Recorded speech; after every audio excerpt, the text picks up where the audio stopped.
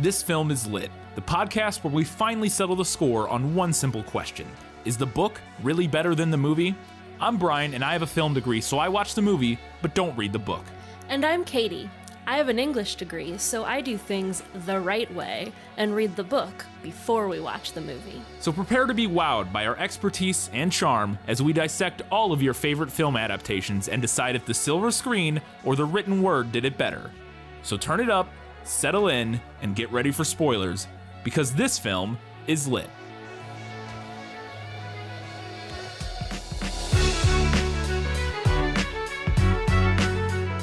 Here it was, the episode which he had been excited to do, the episode about his favorite childhood book, the book that he read as a child, the Hatchet episode. It's Hatchet, and this film is lit.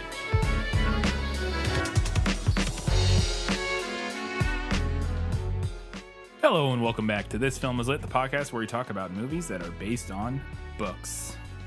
It is June 29th, which is my birthday. We're recording this, my birthday episode, on my birthday. So there you go.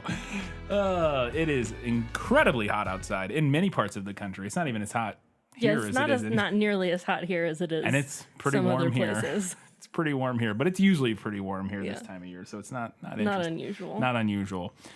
So we are talking about Hatchet this week. Hopefully you had a chance. A lot of people have probably read this as a child. Hopefully you got a chance to see the movie. We linked the YouTube link to it because it's not available to watch pretty much anywhere else. If you're listening to this episode down the line, you can, if you find our podcast and stumble across this episode years from now or something, you can search on YouTube for A Cry in the Wild Hatchet. You should be able to find the whole movie there. It's not the best quality, but it is there and it is watchable, but it was not available to stream anywhere. I bought the DVD for us to watch because it is available on Amazon, like the DVD. So if you want to watch it, that's where you can. If you didn't get a chance to watch it, we're going to get into our very first segment, which is Let Me Sum Up. Let me explain. No, there is too much. Let me sum up. So the movie and the book, pretty similar. Close enough that I think one summary will do it for this one. So here we go. Spoilers abound, but if you haven't read it, now you'll be caught up. Brian Robeson is a preteen boy flying to Canada to spend the summer with his father, who is freshly divorced from Brian's mother. During the flight, we find out that Brian is still coming to terms with this new living situation and still dealing with the complicated emotions related to his mother and the secret, which we ultimately come to find out is that Brian saw his mother cheating on his father with another man, and that ultimately this is why she asked for the divorce. Somewhere over the Canadian wilderness, the pilot of the bush plane that Brian is flying to Canada on suffers a major heart attack and dies. Brian then crash lands the plane on a small lake and must now fend for himself. He learns to build a shelter, start a fire, scavenge for food, hunt, fish, and deal with dangerous wildlife. Ultimately, after weeks in the woods, Brian is able to recover a survival pack from the downed airplane and activates a distress beacon, which leads to his rescue. Brian returns home a changed person, no longer the boy he was at the start of the summer. He has become a man. To some extent. a young man? The book, well, I mean, that's actually not so much. That's a little bit more of the vibe you get in the movie, which we'll talk about. But the book, it's less so that he's like a man now, and more so that he's just like changed and like that he doesn't. And it becomes a major thing in later books that he doesn't really fit in society anymore. Like that he's the wild man now. Yes, essentially. Is that the wilderness has sort of changed him in that regard, and he has a hard time sort of living in modern society. But yeah, the movie makes it a little cleaner, just sort of like he's matured, he's a man now. But the book more follows in like a long literary tradition. Yes. Men who go into the wilderness and can no longer live in society. Absolutely. So we do not have a Guess Who this week because there's only like 3 characters in the movie, 4 maybe, and the book. There's a few more than that, but there are almost no descriptions. There's like one description of the pilot's hair, and that's like it. His mom doesn't get a description, his dad doesn't get a description, he doesn't get a description. You're not going to describe wildlife? I was going to say the only thing that really gets any sort of detailed description is the hatchet. But we will talk about that very, very shortly. In fact, right now in our second segment, was that in the book? Nicholas Flamel is the only known maker of the Philosopher's Stone. The what? Honestly, don't you two read?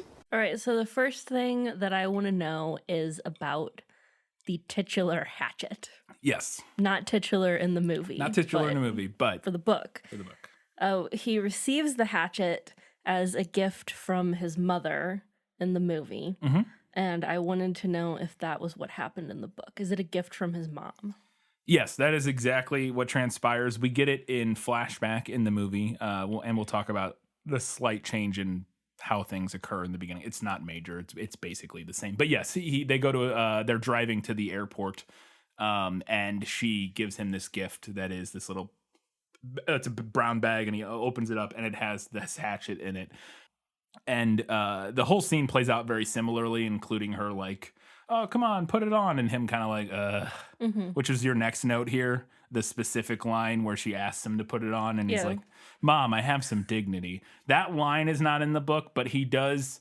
He actually doesn't respond in terms of like saying anything to her, but the inner monologue we get of him is he's like embarrassed and he's like putting up with it because he loves her, but there's also it's mixed with those complicated emotions of how he's like mad at her and stuff, but he also loves her, so he's pleasing her by doing this, and he ends up putting it on his belt for her, which ends up saving his life literally. Like, because it is her that asked him to put it on his belt, and if he had not, he would not have had the hatchet. He only has it because it's on his belt when the plane crashes. Strapped to his body. Yeah, and it's the only thing he has, and had he not done that, he would have died most likely. So yeah, but it plays out exactly the same, including her asking to put it on and him kind of like begrudgingly humoring her.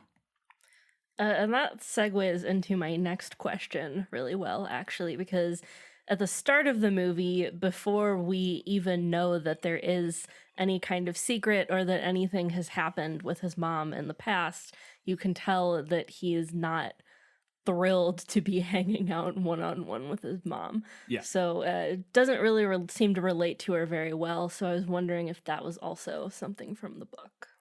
Yes. So there are two main reasons that I get for that. One is that he's just in that age range. He's like 12 or 13. He's in that age range. Who likes hanging out with their parents at that age? You don't like your parents anymore because you're too cool for them. So he's in that age range. But then also, and more primarily, is the secret, which we will discuss in your next question. So when we first start to get an inkling of what this event was that bothers Brian so much.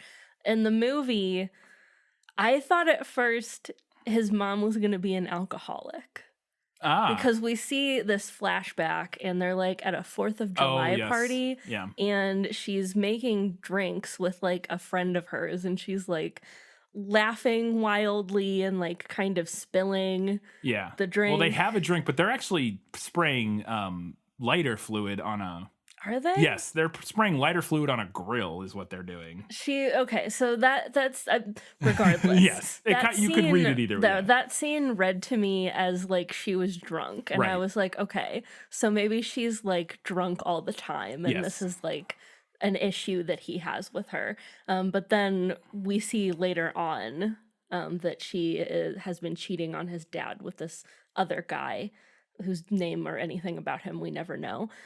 So is any of that from the book? Yeah, and that is what the secret is, which he refers to it as, which I don't ever think it comes up as the secret in the movie. No. Not that I recall. Again, we don't get a lot of inner monologue or him talking in the movie about this stuff, but it is referred to in the book several times as the secret, and we get a very similar slow burn reveal of it.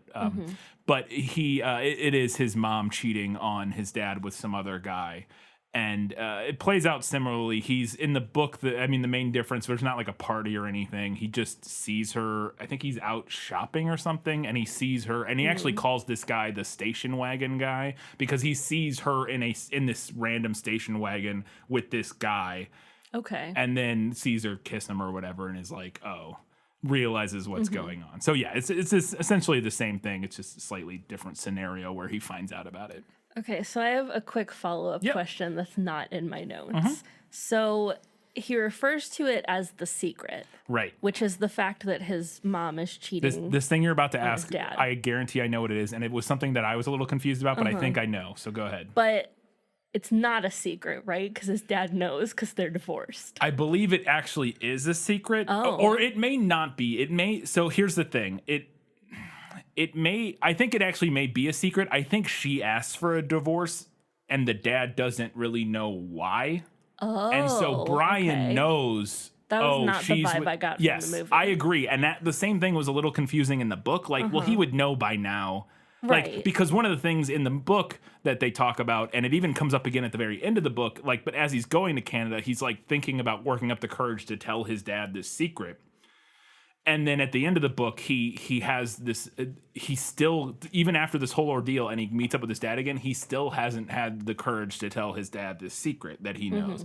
And I thought the same thing. Well, like, surely, I mean, they went through a divorce. He would know.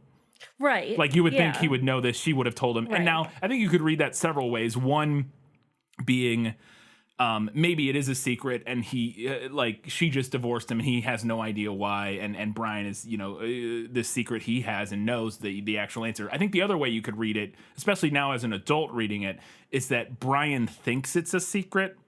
It's a secret to him. Like, he's the only one who saw this. He's not privy to the parents' conversations. So he thinks the dad doesn't know, but maybe the dad actually does know. And you would imagine ultimately over the course of a divorce, somehow this information would have come, you know what I mean?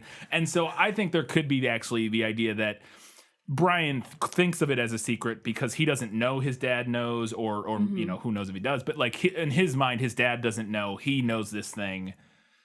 They're just getting divorced, and he thinks his dad doesn't know why, and maybe he doesn't. Who knows? So I think that may be more of. I like that actually, because I feel like that works really well with like how you think of things as a kid. Yeah, and like I said, I only got that reading of it this time because I thought the same thing of like, well, it's not how would it be a secret? They're divorced. Like, what would have caused a divorce? And like I said, it is implied in the book from my memory that she's the one who instigated the divorce, not that he like found out and then got a divorce. Like, she instigated the divorce. So it's possible that the dad doesn't know and just doesn't know why she's divorcing him. But again, that I feel like is a little naive. And I think more likely Brian just isn't privy to everything going on, and because it's a secret to him and this traumatic event to him, he in his head it's this big dark secret. Right. You know what I mean? Yeah, and that works really well too with the way, like, as a kid, that you're not always aware of what goes on outside of your own self. Yes, absolutely, and especially with your parents, and with adults in general. Yes. I think it's there's all kinds of things you realize, especially as an adult looking back. You're like, oh, this event during this time period, something happened. Like, some event transpired that you weren't really super privy to. Like maybe one of your uncles or something got really sick and your parents never really told you about it, or something like, you know what I mean? Like it's something like that where they're kind of protecting you or something and didn't really talk about how your uncle, like, or somebody's like in the family's a drug addict, and it's kind of something that isn't really talked about, but people know, but as a child, you're just oblivious to it. You know what I mean? Like, I think it could be very similar to that. Yeah.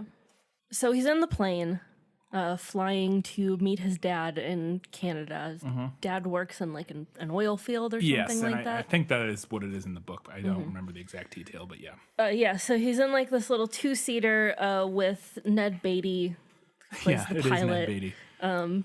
The only name in this movie, really. Hey, Jared, whatever the kid playing Brian, was in Honey, I Shrunk the Kids. So I guess he was a name at the time. That's fair. I mean, not really. He wasn't even a main character in Honey, I Shrunk the Kids, but he was, in the main ensemble.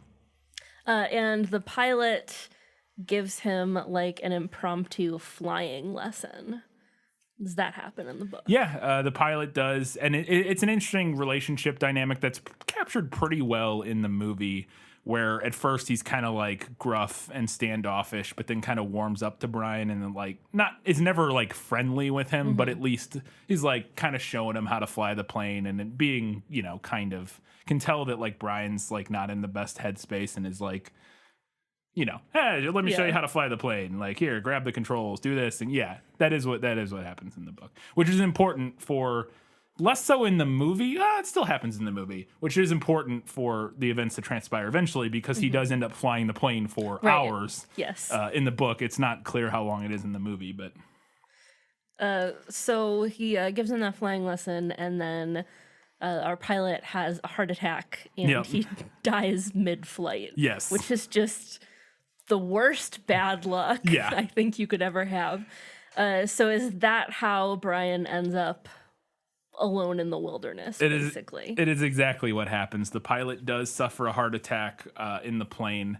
I have this, we'll talk about it now. I had this in better in the book because it is exactly what transpires. And and a lot of it happens very similarly in the movie, but it's more horrifying in the book than what comes across in the movie, in my opinion, especially when he does finally like die.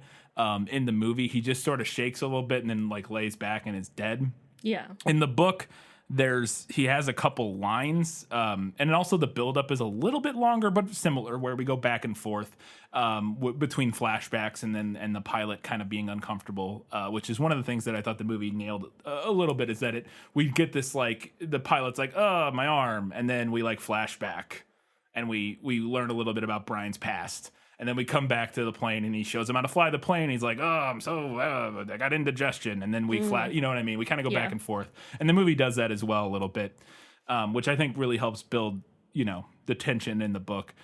But he does eventually have a heart attack. And the line that's not in the movie that I was disappointed because it's one of those lines. It's like, I remember really sticking in my head as a kid, is the pilot like right as he's about to die, like when he has like the massive part of the heart attack. I don't know how it works. He says, "Oh God, my chest is coming apart," and then Brian thinks to himself, and then we get the line in the book, and Brian knew now. Like he immediately realizes in that moment when he's having a heart attack. Like he realizes when the pilot says that, because it like before that he's not really sure like what's going on, because again the pilot's just sort of like uncomfortable. And one of the other things that's in the book that's not in the movie, at least not that I recall, maybe it is, maybe he like holds his nose at one point, but like the pilot has like really bad gas, and it's mentioned several times in the book throughout the like as they're flying, and he's like, God, what is wrong with this pilot, like, and that sort of thing. He's like, why is he keeps farting, like he's like not sure what's going on. But yeah, as soon as the pilot says, "Oh God, my chest is coming apart," and Brian knew now, and he's like, oh fuck, and then the pilot dies essentially. So yeah, it plays out pretty much the same. And then the other thing that happens that I looked for in the movie but didn't happen because it was something that always stuck with me in the book when I read it, is after the pilot's dead and they're flying, like they hit some turbulence, and there's a line describing the pilot's head lolling around in the turbulence. Yeah. And I always found that very like disturbing as a child. And there isn't a moment in the movie where you see that happen, at least not that I recall. So disappointed in that. But overall, the scene is very similar. Do you get gassy when you're going to have a heart attack? Is that a thing?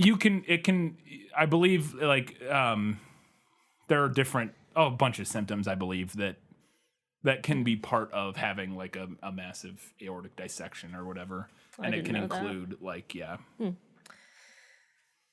So in the movie, it seems like they kind of just like drift around, and like he manages to like keep the plane up, and like drifts around until they run out of gas, and then they like nosedive into the lake. Yeah. Is that what happens in the book? It's close again, but this is another one that I had in the book was better, because specifically he keeps flying.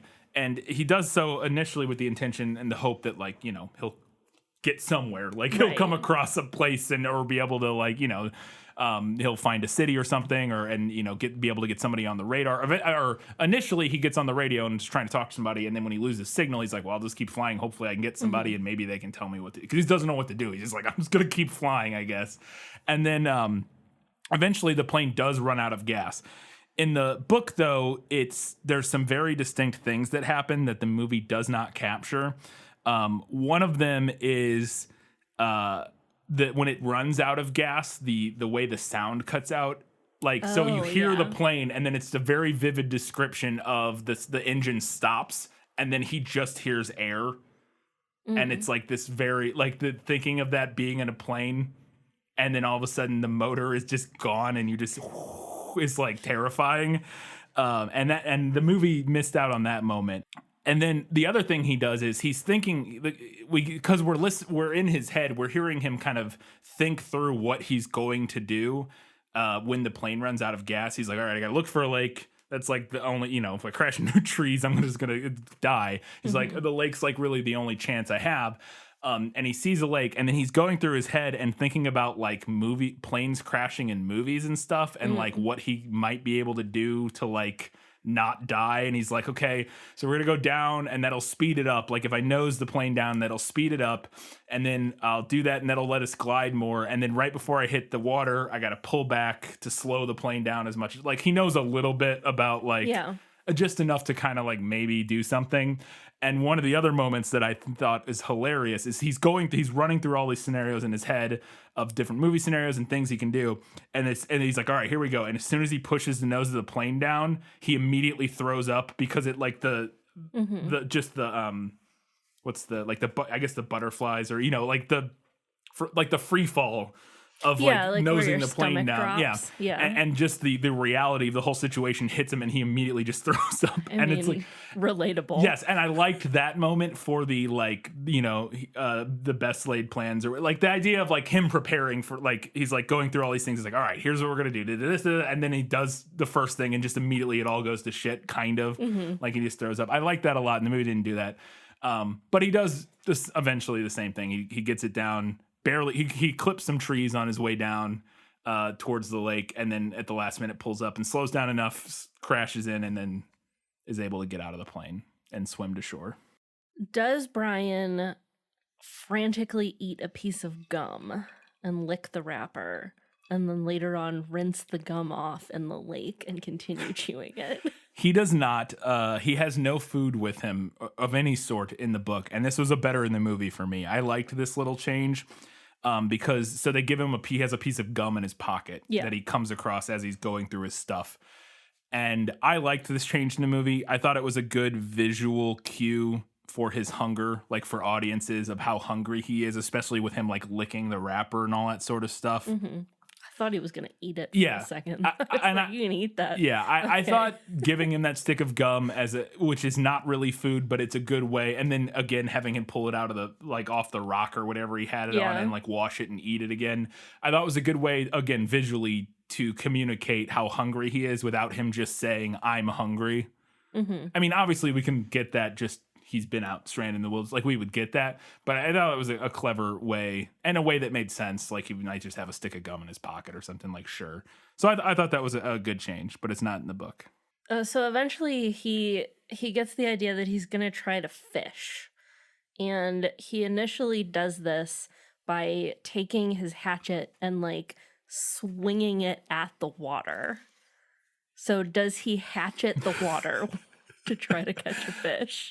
He does not. He does try to grab them with his bare hands at first, but I didn't go back and look specifically, but because I laughed at that and wrote that down as well, that I thought this was actually a better in the movie for me, even though it is silly. It felt like the kind of stupid thing you would try as like a 12-year-old, like, I gotta get a fish, like I got a hatchet, maybe I can hit the fish. I don't know, like you can see it, it's right there. And I mean, a hatchet makes as much sense as anything. Like it's what you have at the moment. It makes the most sense to try that as it does to try to grab them. So I thought I liked that change, not in the book, but it felt like the dumb kind of thing a kid would do. And then he just grabs a snake out of the water and just leaves it. He's like, I guess I won't eat a snake. Puts it back in. Man, that could have been a water moccasin. Yeah, right. No, thank you. So eventually he finds some berries. Well, there are 2 times with berries, but he does find some edible berries. Raspberries. And he has like a little collection of them, and a raccoon comes in his shelter and gobbles up all of his berries. And at first he doesn't know what did it, and then he sees the tracks that the raccoon made, and he says, some kind of little northern monkey ate my berries. Yes. This was better in the book, or better in the movie for me, because that line is great. It's not happened in the book. He actually does not have any encounters with raccoons in this book. I think he might in other ones. He has encounters with tons of other animals, but not raccoons. So he does not. Something else does eat some of his food at some point, which isn't in the movie. But we can talk about that later. But yeah, no raccoons, and that line is not in the book, but I liked that line. It was a good ad.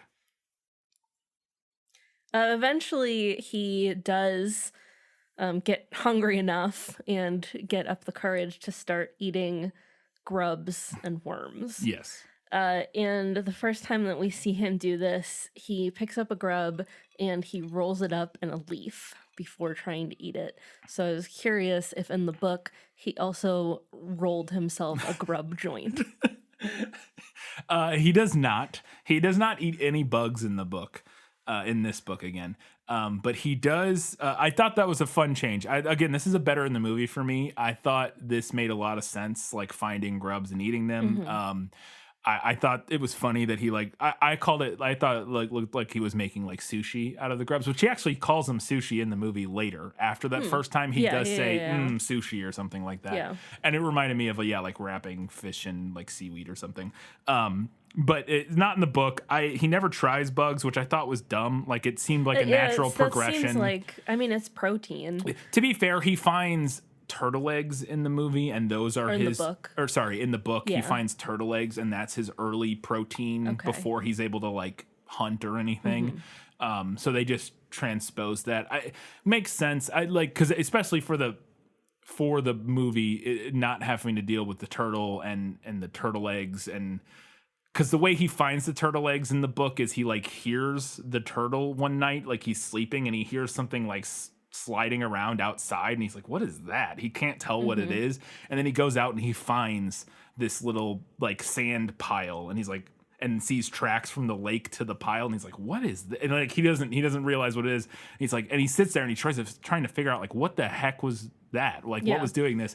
And then he starts digging it up and realizes, oh, it was eggs. And he ends up with like a dozen turtle eggs, and he eats those. Those are his like early source of protein after the berries. I think the grub makes just as much sense, and it's also I think it makes more sense. I have more about it later. I just think it makes a lot of sense, and it also makes it easier for the movie not having to deal with the whole turtle situation. So. Right. So eventually he figures out how he's going to start a fire, but he needs like some kindling. So what he does is he takes his paper money out of his wallet and tears it up to try to start a fire, but then it doesn't even work. Yep. He can't start a fire with it. Yes, that is exactly what happens. He has a $20 bill in his wallet or in his pocket that his mom gave him for in case he got, and it's really funny, and I wish they had maybe figured out a way to work this in, but it's a very like ironic moment where he recall as he's going through his stuff and he sees the $20 bill, he recalls that his mom gave it to him and said to get food in case you get stranded in an airport somewhere, which is a nice little in case of an emergency. A fun little line. But he does try to tear it up and burn it, and it does not work. The fire building scene happens very similarly in the book. I have this better in the book strictly because it's more involved than the movie. He goes straight from like wood to the $20 bill, and then he picks some grass, and the grass works. He goes through more like trial and error in the book that feels more realistic, and ultimately lands on willow bark, which is and like he has to like spend hours shredding willow bark into like really fine like almost like papery, cottony kind of like fibers, and that's what he's able to finally get to catch with the sparks. And I preferred that because it felt more realistic. The grass, it might work. The way he did it might work, but also the way we see it in the movie, it's very clear that something else lit the thing. He was like, there's some grass there, and he like sprays some sparks at it, and then it just starts going like crazy. Much more trial and error in the book. He has to figure out to blow on it. Like he doesn't even think. Like he gets the sparks going for a second, and they go out, and he's like, well, "What the heck?" He keeps doing it and can't get him to like ignite. He's like, "What am?" What? And then he realizes and thinks through. He's like, "Oh, they need air," and he starts blowing on them and all that sort of stuff. And so yeah, I think the movie or the book version is just a little more realistic, but it's pretty similar. And he does try to burn his $20 bill. I did want to go back to the last one. The other note I had about why I liked him trying to eat grubs in the movie is because of how he finds them. Felt very true to like how Brian operates in the book. Is that in the movie he sees the bear like digging through this stump and like eating stuff out of it. And is like watching him, and then goes and like investigates, which is Brian's character in the book is very, he has very few survival skills, which we'll talk about in a second.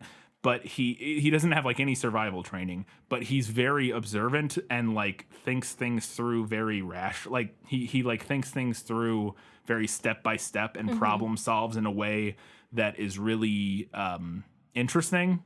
And it does remind me of Katniss a little bit, honestly. These books, there's a lot of similarities, and we'll talk about that, especially in my final verdict. I have a part about it. But I did like that he sees the bear doing it, and then it's like, okay. Because that's how he discovers a lot of things in the books, is like seeing something and then like sussing it out and putting two and two together and then benefiting from that. So I liked that the movie did that. So up to this point, Brian has been covering himself in mud to keep the swarms of mosquitoes from being able to get to his skin.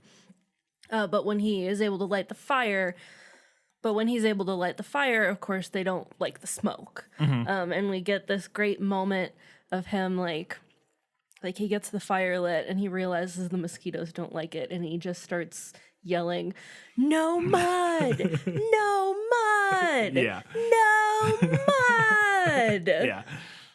So does he do that in the book? No, he does not. But it's a movie ad that I really liked, and the first part of it that I liked is that he uses mud as a mosquito repellent, Right. because that's not something he ever thinks to try or does in the book. Which I remember reading. It's funny, I've never seen this movie, and as I was reading it this time, I kept thinking, I feel like at some point he uses mud as a mosquito repellent, and he never did in the book.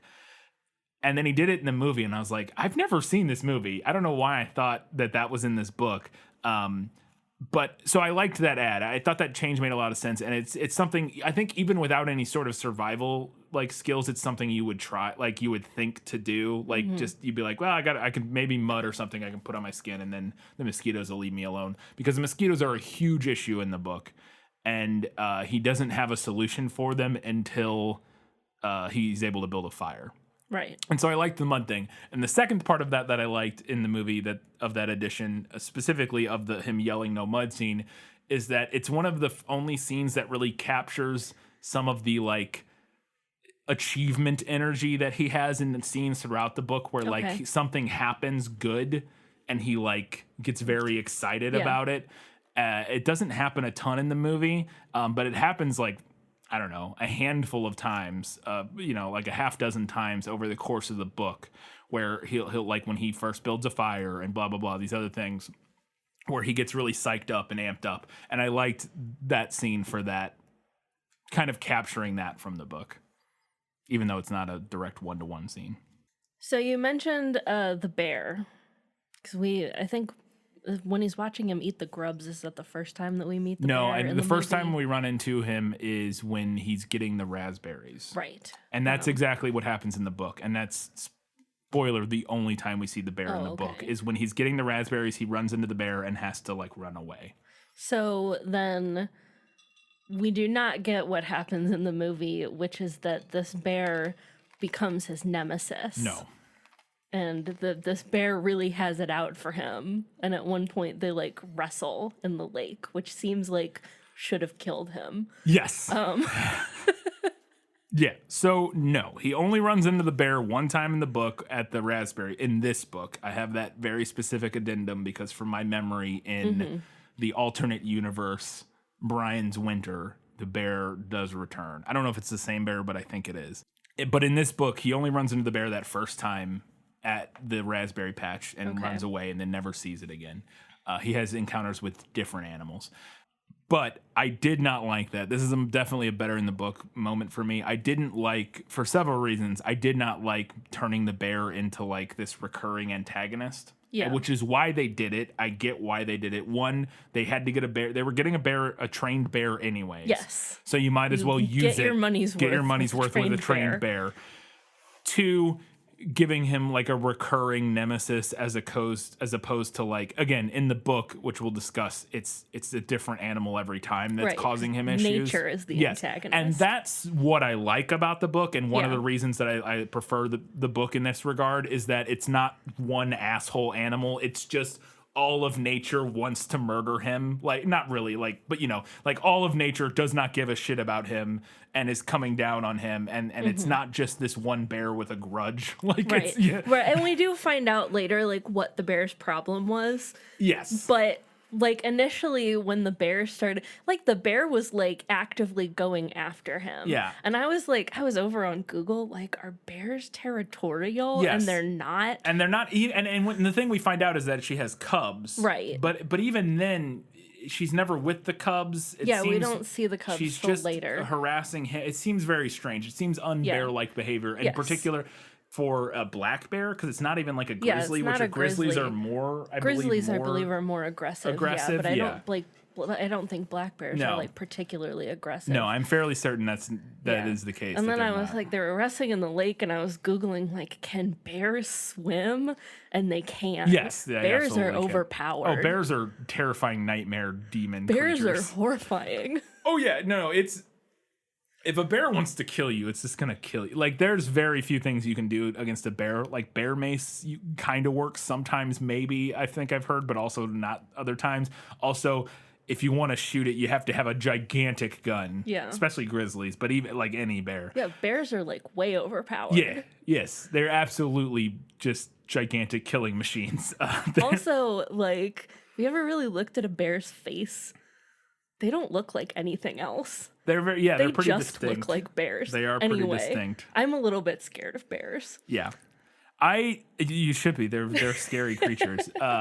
I mean, obviously you shouldn't be overly scared of them, but they're absolutely Well, I mean, something yeah, to be the odds wary of in the nature. The odds of me meeting a bear are like fairly low. Yes, but yeah, my point is that if you're going out in nature in a place that has bears, it's definitely something you want to take seriously and consider. Yes. Not to be like overly worried about them, but it is something that you need to like think about because they can end your life very quickly.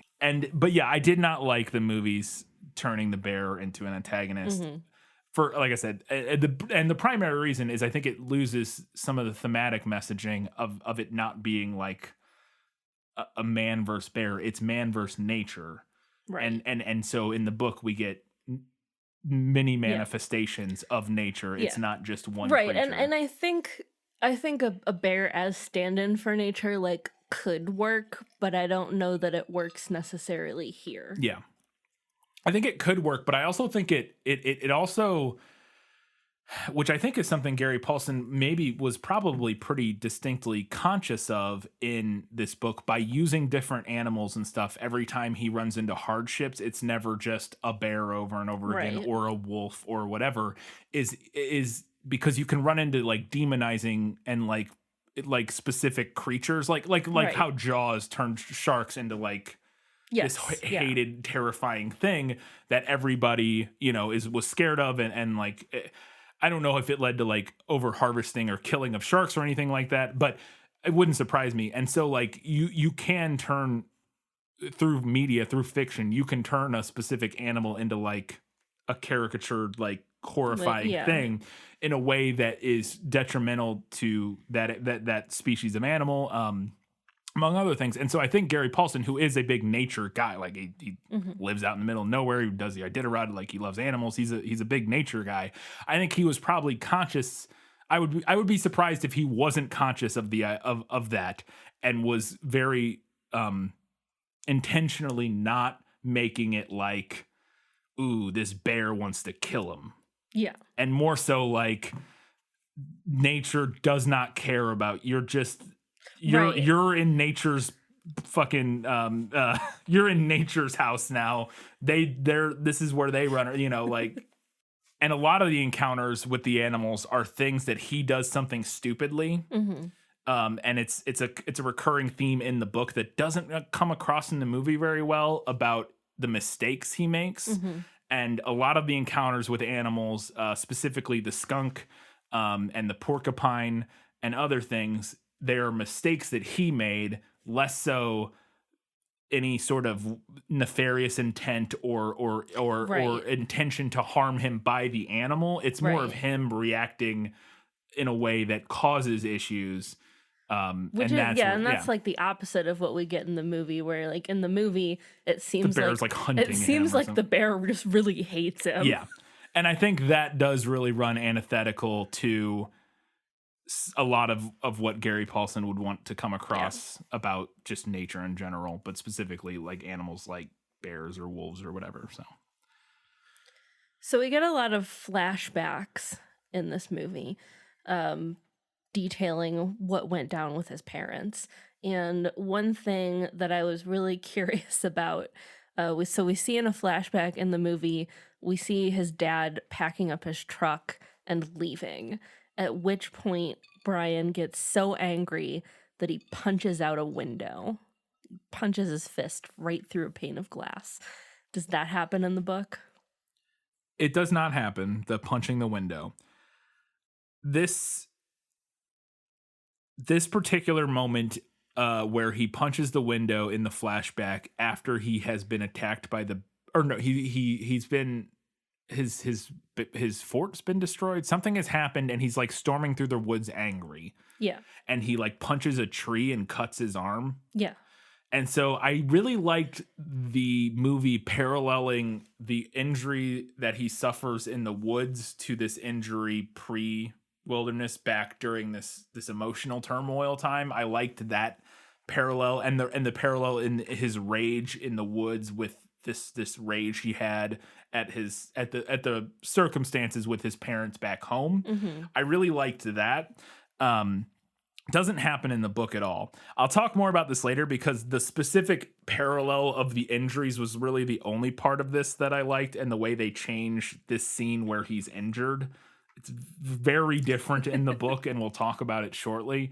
But I did like I said, I did like paralleling like that to it. The visual parallel. The visual parallel to him, because it does, I think, reinforce this idea that he still hasn't gotten over it. He's still dealing with the trauma, the turmoil from this situation, and having those identical-ish injuries, I think, just reinforces that. And the book doesn't do that, but the book does more interesting stuff, I think. So while he's injured, there's this whole sequence that happens. Where he's laying on the ground and he's injured, and he imagines that his dog is licking his hand. But then, he opens his eyes and it's a white wolf. But is it? And then he, sees the wolf, but then it vanishes. Does he hallucinate a wolf at any point in this book? He does not. He does see a wolf, several. Mm-hmm. And I much prefer it in the book. So, and this is something I'll talk about better in the book shortly. There's a time jump in the book that doesn't really come across in the movie, in my opinion. It's in the movie kind of, but it's more montaged through. Yeah. Whereas the time jump in the book is more it's a end of a chapter, start of a chapter. We are now weeks later. Okay. But we then do after the time jump get some flashbacks to stuff that has occurred over those weeks, but it's a pure time jump. It's not a montage. In the movie, it's more of a montage, and eventually we get to the 40th day or whatever. Much prefer it in the book. I'll talk more about that in a second. He does encounter wolves after this time jump, but it's after he has become a brand new person. He is not the Brian who entered the woods now. He is Brian of the woods now or whatever. And he's hunting. He's out with his bow and arrow hunting, wading through the water, and he sees this wolf up on a cliff in the distance, and he just looks at it and it looks at him, and he just because he is a completely different person now and it's become one with nature basically, he just nods at it and it looks at him and then just walks away. And it's more so an acknowledgement of his, and I think this is what they were trying to go for in the movie, but it just doesn't work, and it's dumb because it's hallucinated, but then not hallucinate. It's there in front of him, licking him, and he's go away, and then it does disappear, but then it appears on the opposite side of the lake from him, and it is actually over there. But I don't understand what it's. I didn't understand what exactly we were supposed to get from that scene in the movie. It doesn't work in the movie at all. I don't think it comes across. I think I get what they were going for, because this moment where he's injured in the movie does translate to the scene where he becomes a new person in the book. but it happens very differently. And so I think they're trying to link this wolf encounter to his transformation in the movie. Whereas in the book, this encounter with the wolf happens after his transformation and not directly with it. And again, the injury and what has happened is so different in the movie and the book that it's kind of hard. I think it just doesn't work in the movie, in my opinion. And it was one of the things I was like, I don't, and it being like a hallucination and then not it's all really weird and dumb. The movie or the book version, I think, just is much cleaner and works. And again, is just a signifier for us of the change in him, and that nature sees this change, like, you know, this apex predator sees him as part of the, essentially sees him as part of the wilderness now. Yeah. Wilderness. Okay. Yeah. All right. Cool. Speaking of animals that have been unfairly maligned Yes. by media and stories, wolf is a great example of that. Yeah.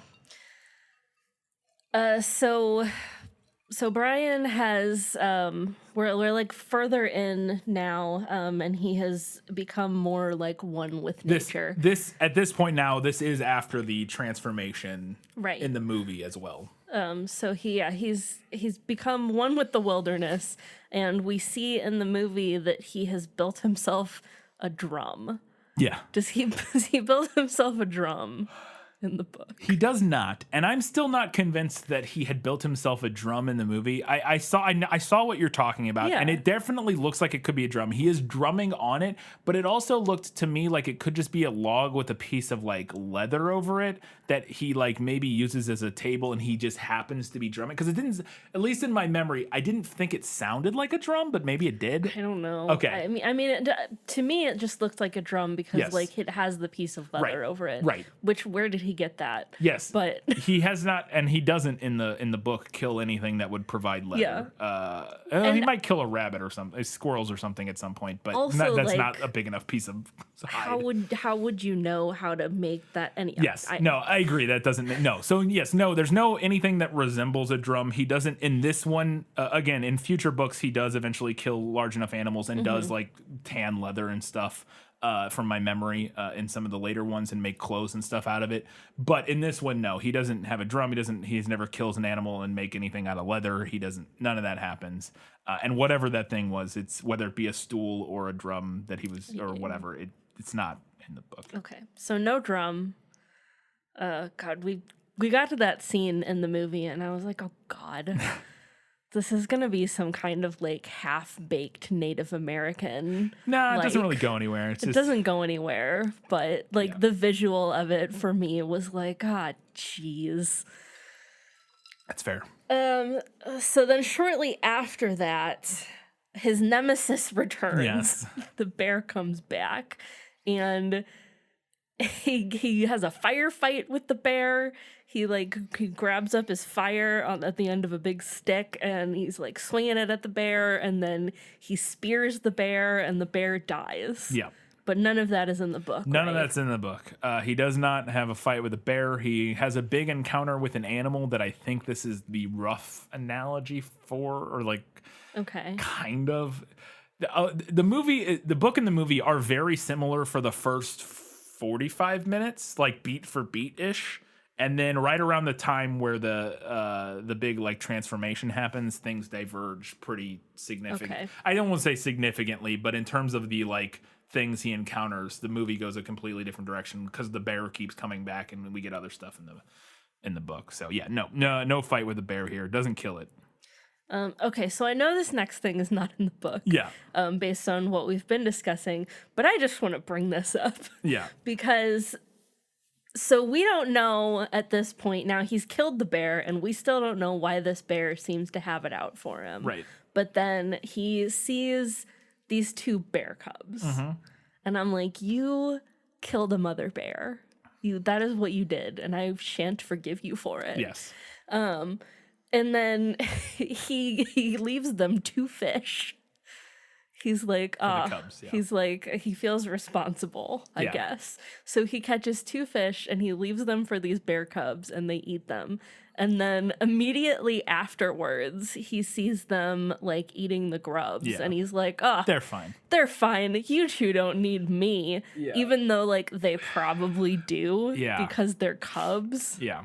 I thought, no, none of this is in the book, obviously. I also was not a fan of this. I fluctuated at first of like, oh, okay, I guess I like this character beat for him of like feeling like, but I also don't. It doesn't really track with the Brian of the book, like in terms of we don't, I don't know. I don't want to say that he wouldn't take care of 2 random cubs if he accidentally, had to kill the mother because it tried to kill him. I don't know if anything like this happens in future books. I can't recall. I think at one point he does end up with like a wolf companion or something. I could be wrong about that, but I think in like Brian's Winter, he may end up with like a wolf friendish, maybe. I don't know. But I don't remember how any of that transpires. But I didn't like it. I thought it added, I get why they did it. I honestly would have rather that they just left whatever this bear's problem was a mystery. Yeah. Because then like they introduce these 2 bear cubs and then immediately take that problem away. Yeah. And because at first I was like, there's no way he can catch enough fish to support these 2 bear cubs. This is not going to work. But then the movie just immediately undoes it. And that's the problem. So it all, I think what happened here, and this is why the second half of this movie doesn't work as well as the first half, in my opinion, is I think what happened was, like we said, I think you can kind of bring it all back to, okay, the bear. Mm-hmm. We get the bear.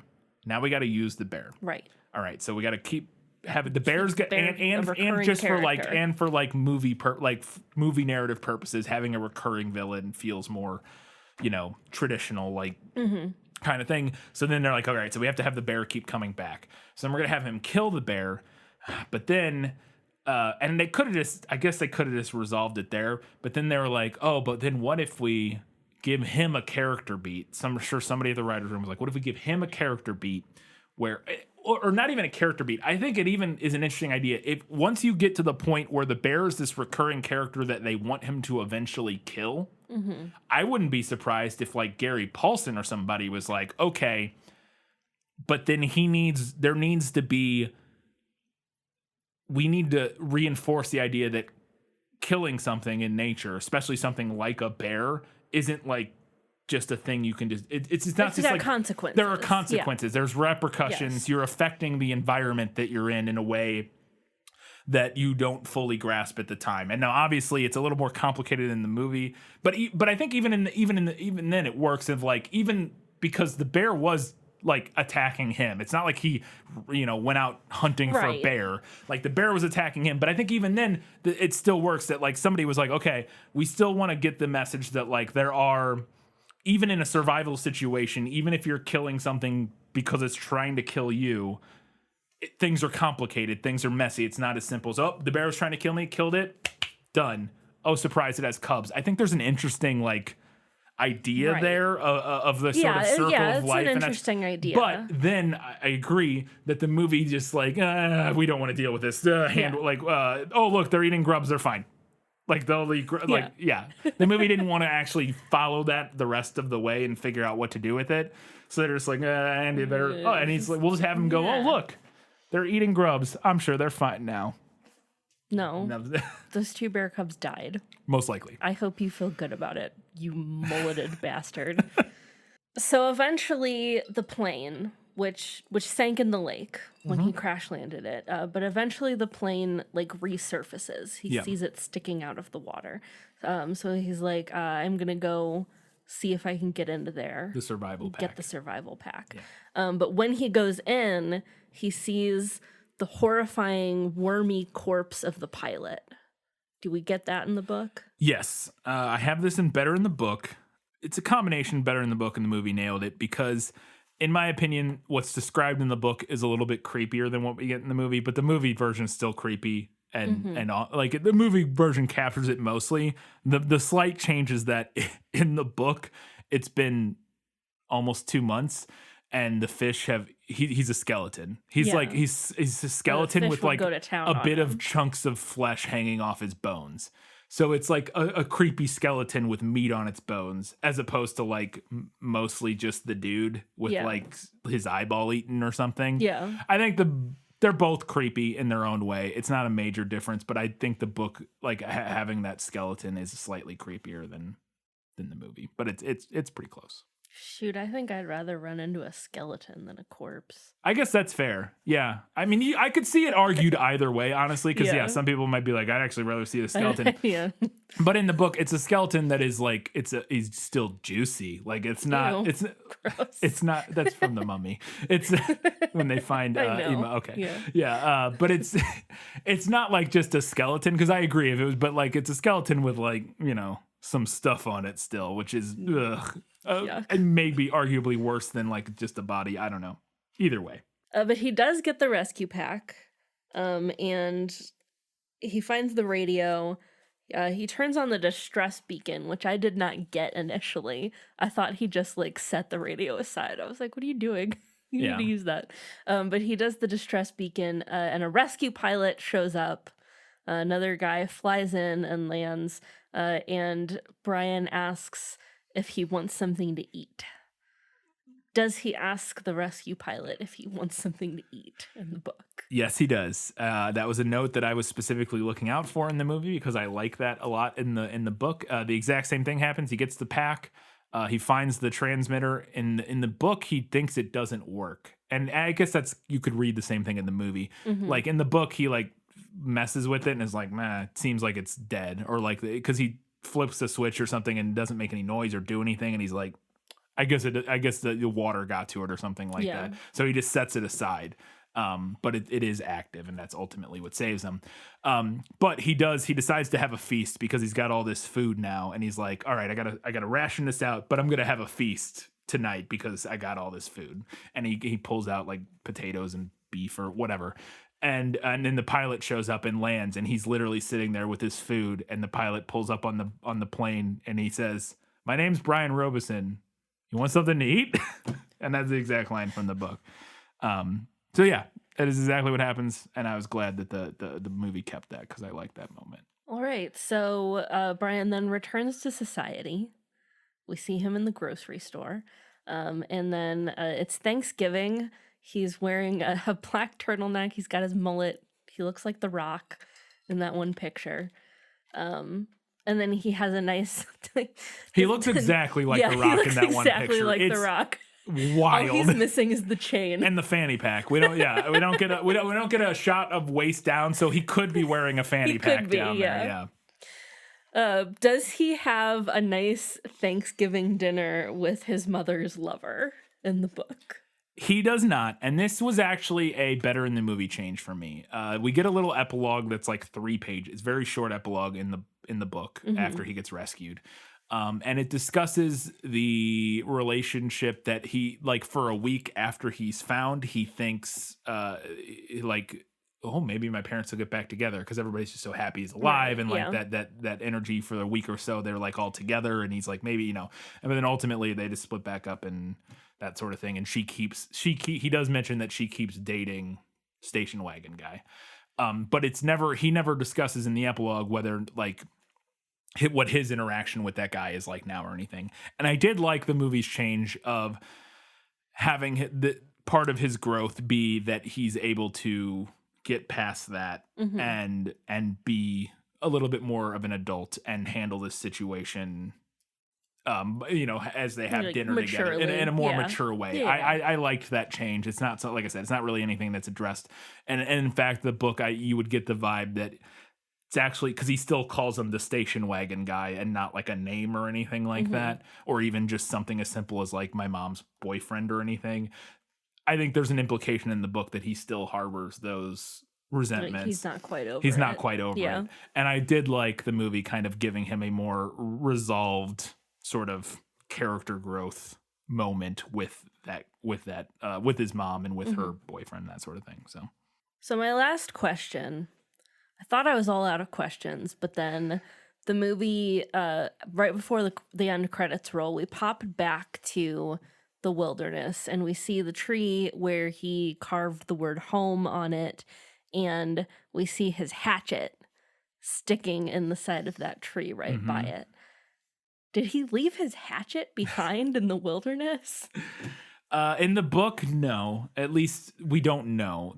I assume no. There's no. It's not mentioned one way or another. Like we the last thing we get in the book is the pilot showing up, and then we cut to him being home. Like, so we don't discuss like what he took, what he did, whatever. So my thinking would be that no, he took the hatchet with him. I'm sure. I doubt he left it there. So two things on this. One, I had this in better in the movie because I did like visually that little last moment of pulling over to the home carved into the thing, and then the hatchet stuck there. I thought it was just a nice little visual thing. Like, it again, thinking on it and him leaving the hatchet there doesn't make a lot of sense, but whatever. I liked it. I thought it was cool. But two, in the book, also in the movie, I didn't need the Henry David Thoreau quote over that. Like, Who does? Like, just leave us on that image. We don't need a Thoreau quote there. Why? I thought that was stupid. Whatever. And it was also hard to read. Like, yeah, it was. It was. There's so much text. Like, yeah. And there was like a whole in the like citation, there was a bunch of, it was too much text. I was like, and the color contrast was not very good. Not ideal. It would be impossible to read on the YouTube version. We were reading it on like a pretty good DVD copy. The YouTube version would be impossible. On like a nice big TV screen. The YouTube version would be like just a blurry mess. I mean, you probably didn't even realize it was a Thoreau quote if you watched this on YouTube. But yeah, I didn't need that. But the image was nice. But then the other thing that I thought was interesting is that in the book, it's actually mentioned that he doesn't go back, but a bunch of like reporters and stuff and news people and people obviously interested in this story go up and they like document the campsite. They take pictures, they shoot video. Interesting. And so there's also this guy who intends to like write a book about him and about the whole thing, but it ends up going nowhere. And there's a little like, it's like one paragraph describing sort of that aftermath. And so I guess it's possible that he could have left it there. I don't know. But yeah, I like it in the movie. It's not what happens in the book. He takes the hatchet, I'm guessing, with him. I actually would know, but you would know by reading The River, right? Whether or not he took it. Because in The River it's the continuation of this.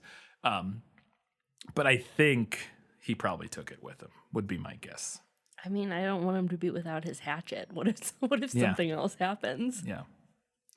All right, that was it for Was That in the Book? We've got a few questions in Lost in Adaptation. Just show me the way to get out of here, and I'll be on my way.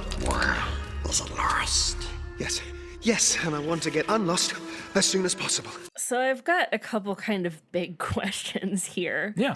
My first one being, I want to know what Brian's demeanor is like, because I feel like he approached this whole situation in a manner that was much more blasé than I would have. But then I was like, maybe he's just not that good of an actor. I don't know. It is kind of a huge acting challenge for this one kid.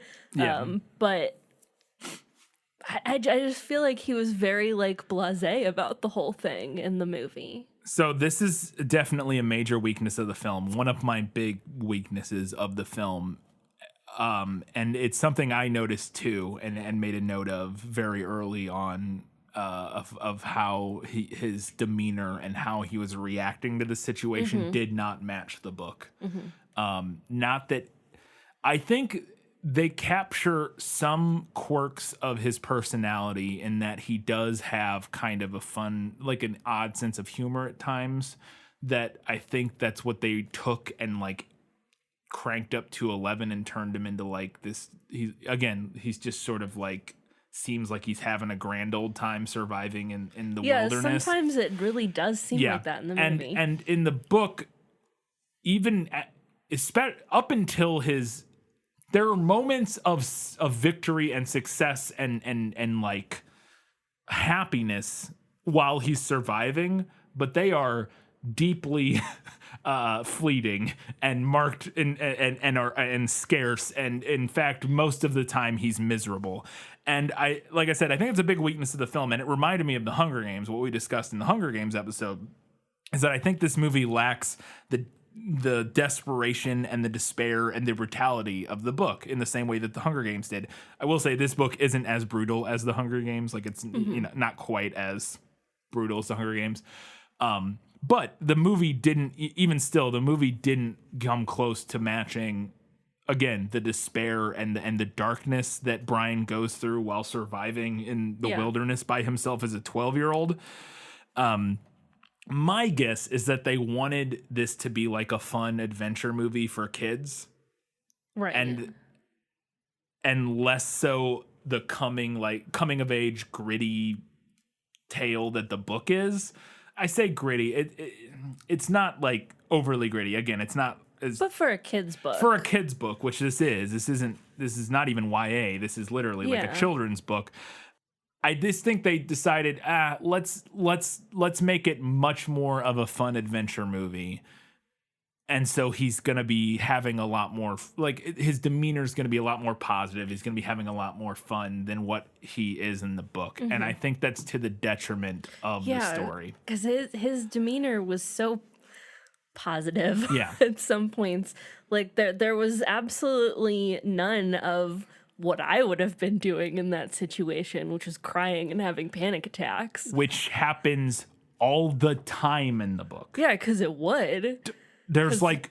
What do you do but cry and have a panic attack? So many times he is sobbing and or having a breakdown in this book, and it happens 0 times in the movie. Yeah. Again, it's the main weakness, in my opinion, of the movie as an adaptation, is that it doesn't capture that at all. It rings very false. Yeah. As you're watching the film. Yes, I agree. And that yes, like I said, we'll get to. I'll talk a lot more about it in my final verdict for sure, and other parts. But my final verdict, that's one of my main things, is that it just doesn't have it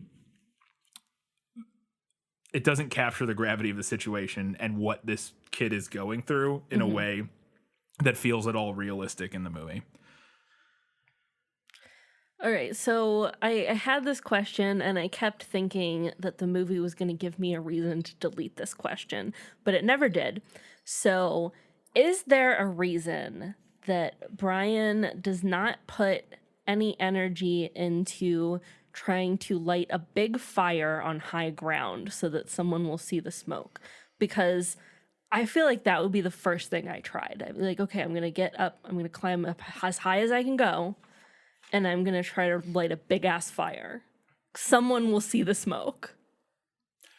So, this 100% happens in the book. He makes sense. That. He 100% does that in the book. I feel like you don't even need survival skills to think of that. No, 100%. As soon as he's able to make a fire, the first thing he does is he climbs up, and now there's no mountains in the book. Like in the movie, it's a much more mountainous region. Yeah. In the book, it's not described as mountainous, but the place where his little rock, his shelter is like in a cliffside, and he goes up to the top of that cliff, which is, maybe 100 feet up or something, up relatively high where he can see out a ways, and he builds a big bonfire.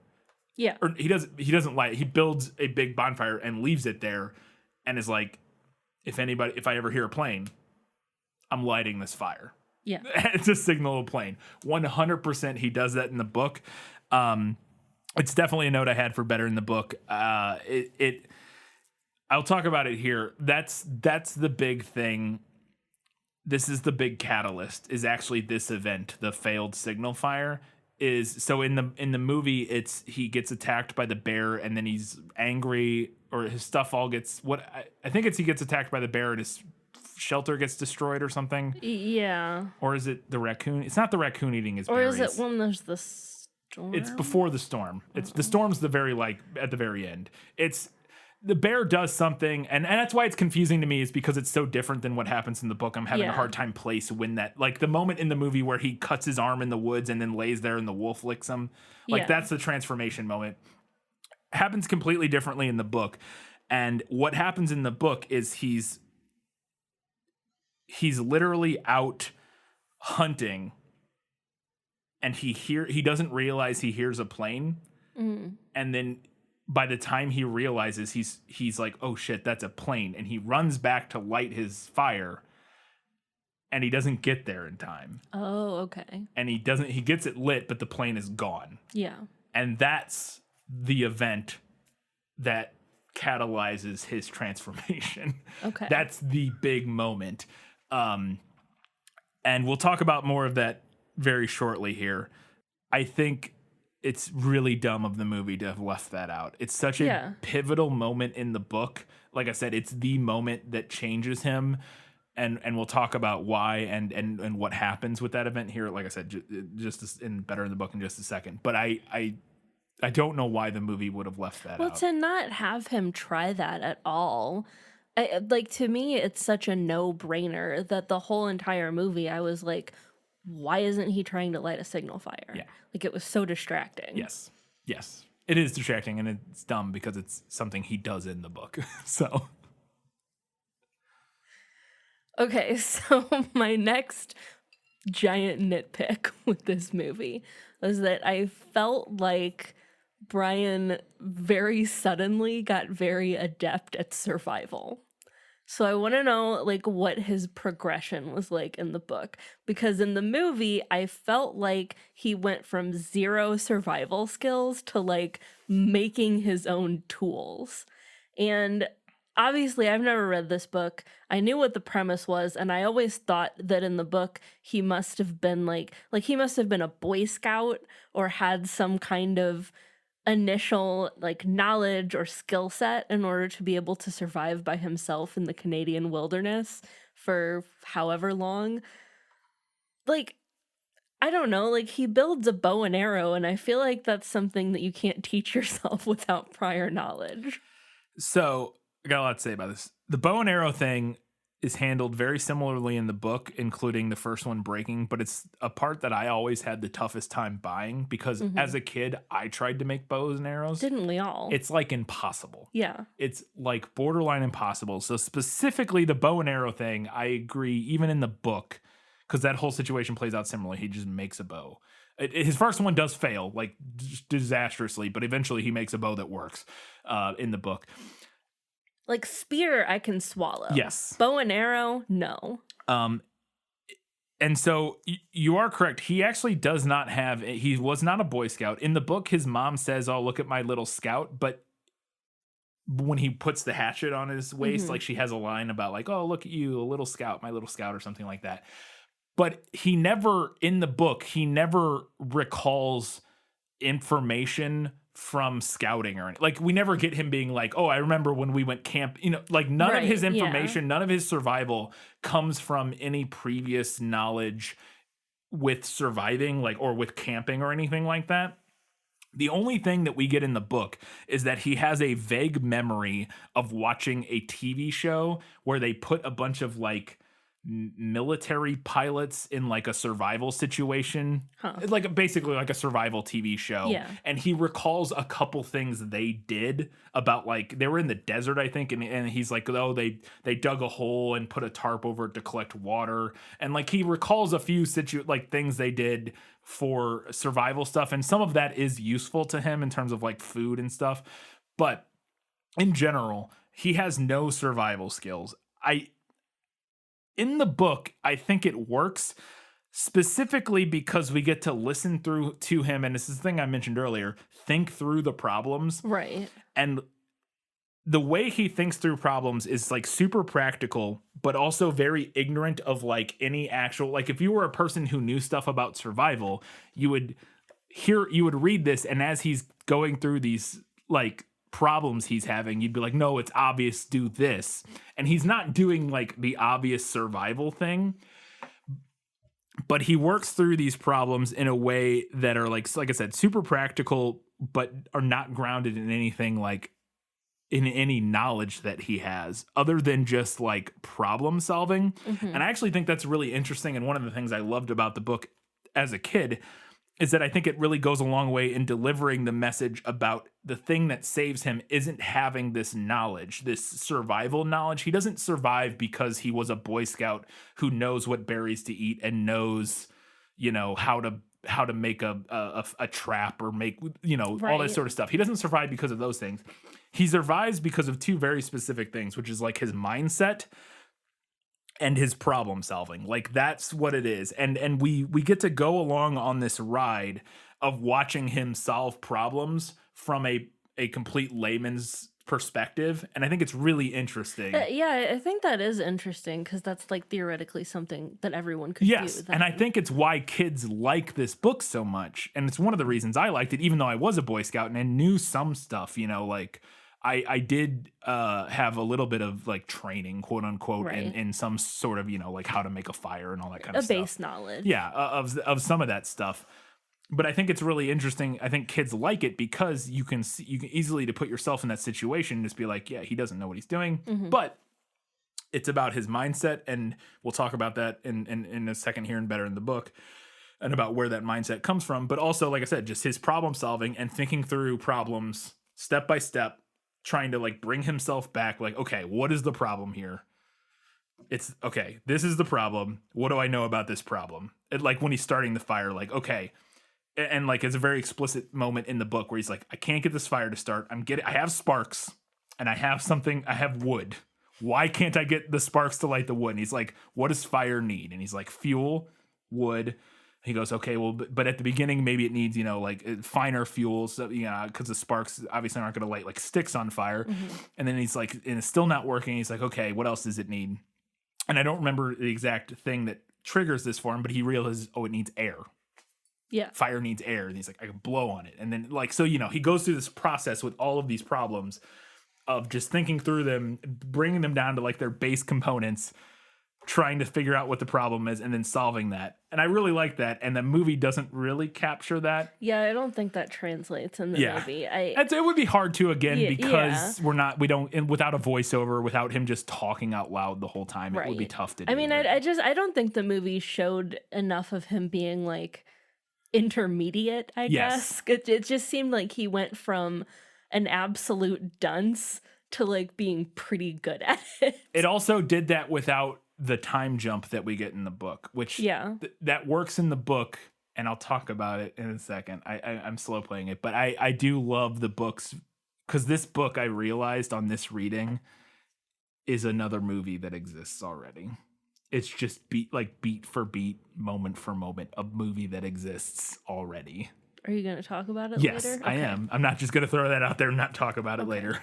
But this book is there is a movie that is this book, but it's not A Cry in the Wild. But we'll talk about it. So speaking of time, how long is he supposed to have been out in the wilderness surviving? We do see some hash marks that he makes. Which he does in the movie, or in the book. He does make like marks. Yeah, he makes like hash marks to mark the days. But other than that, the passage of time in the movie is pretty vague. Yes, it's similarly vague-ish in the book, but he is marking time, and when we get the time jump that I mentioned, he tells us how many days it's been. Like after the time jump, he says like it's been X days since like 47 days. He spends a total of 54 days in the wilderness. So like that is the final number. 2 months.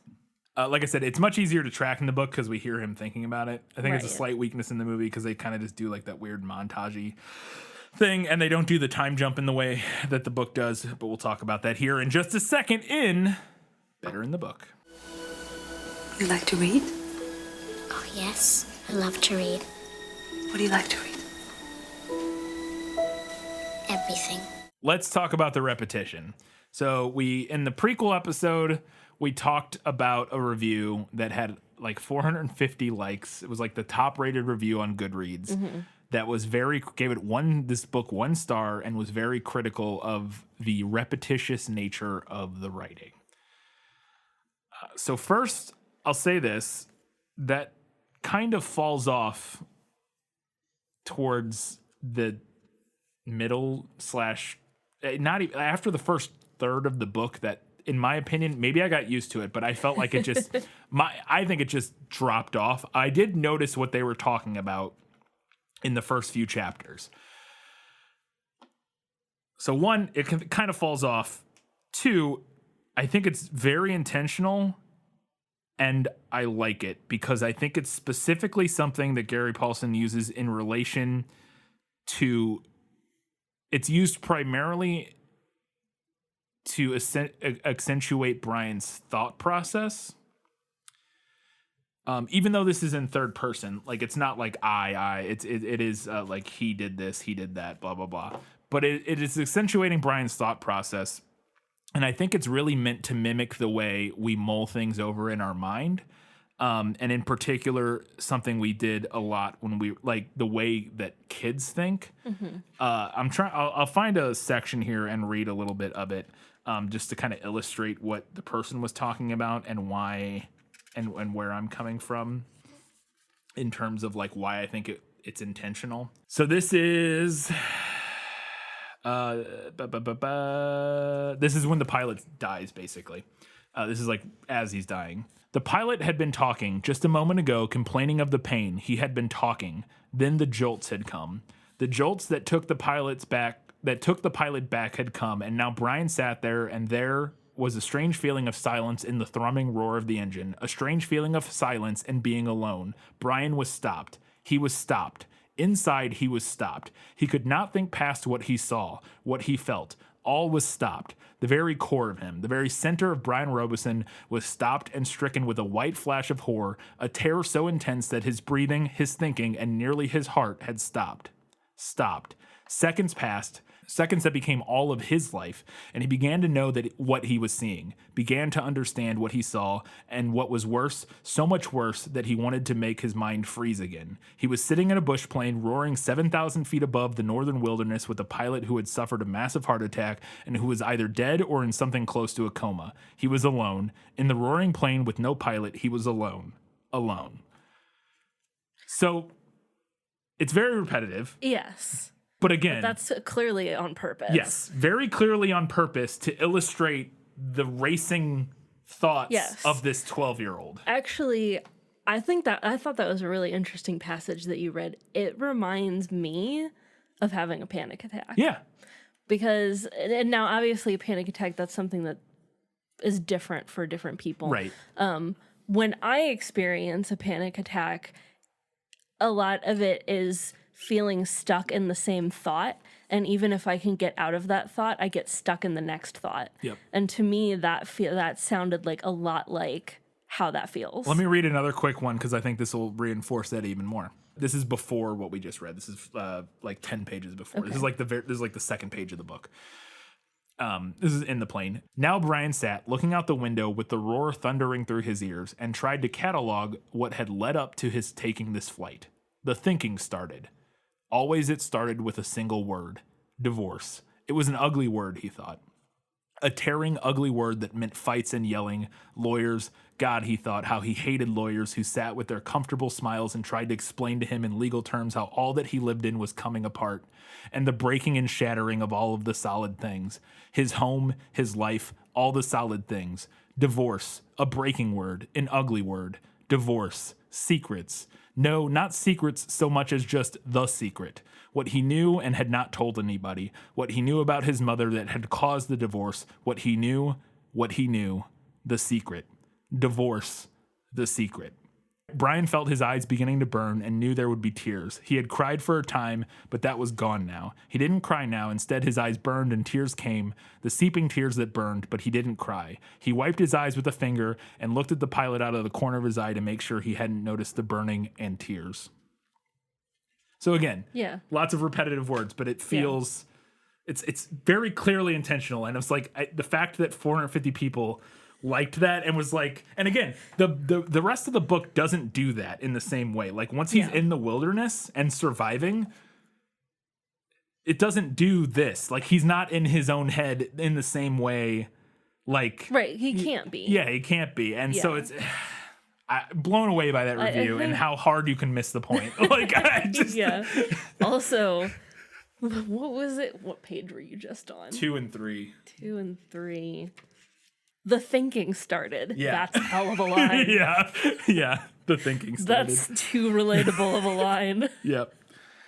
Yeah. So I like I said, I really like it. I think it works really well. He also uses that writing, that same trope at times when Brian is like psyching himself up to do something. He'll repeat things in a way to like talk himself into something.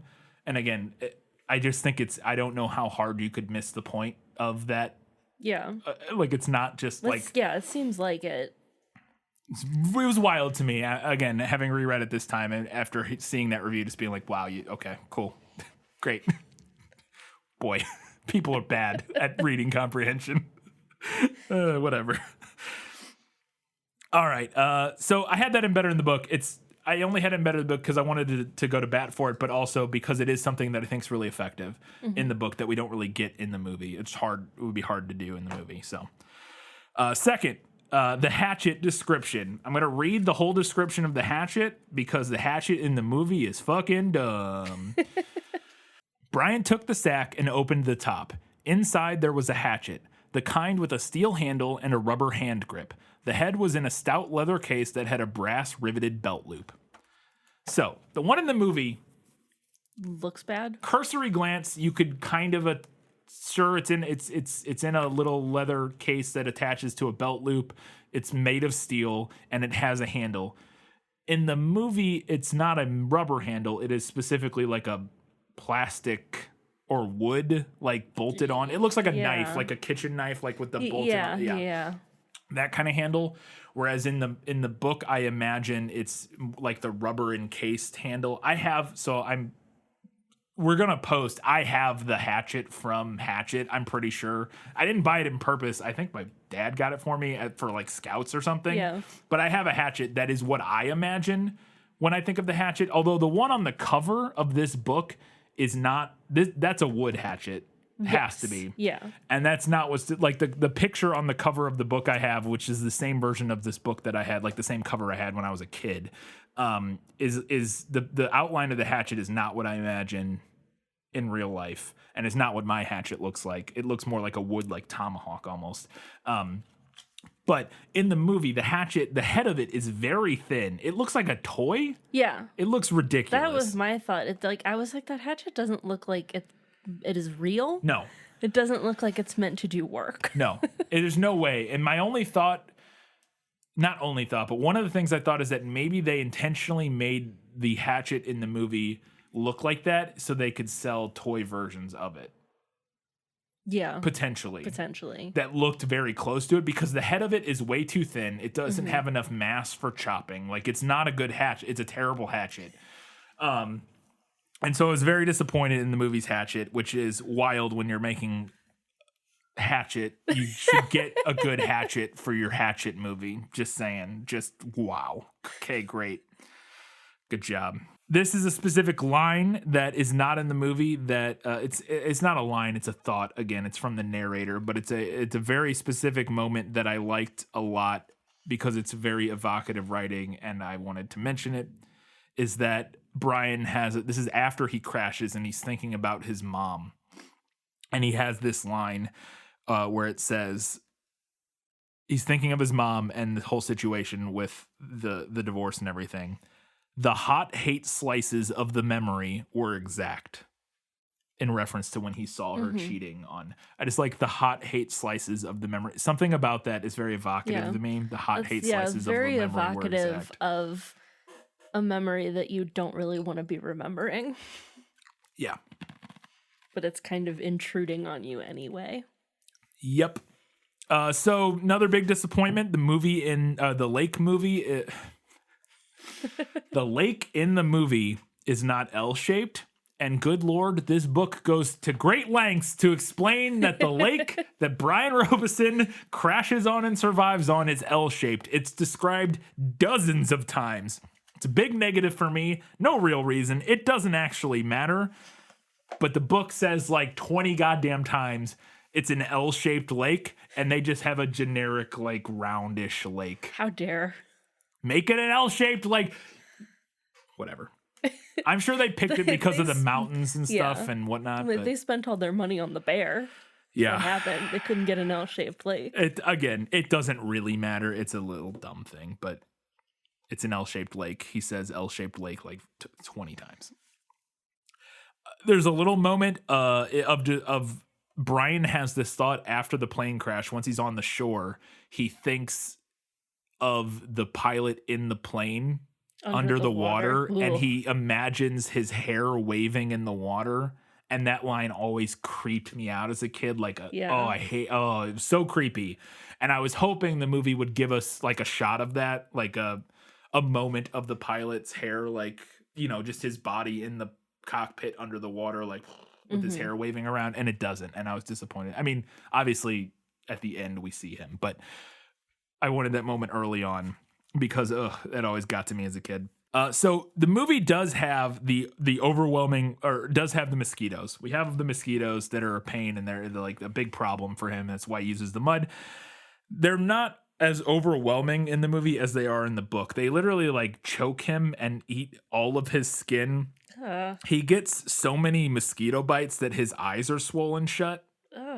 Yeah.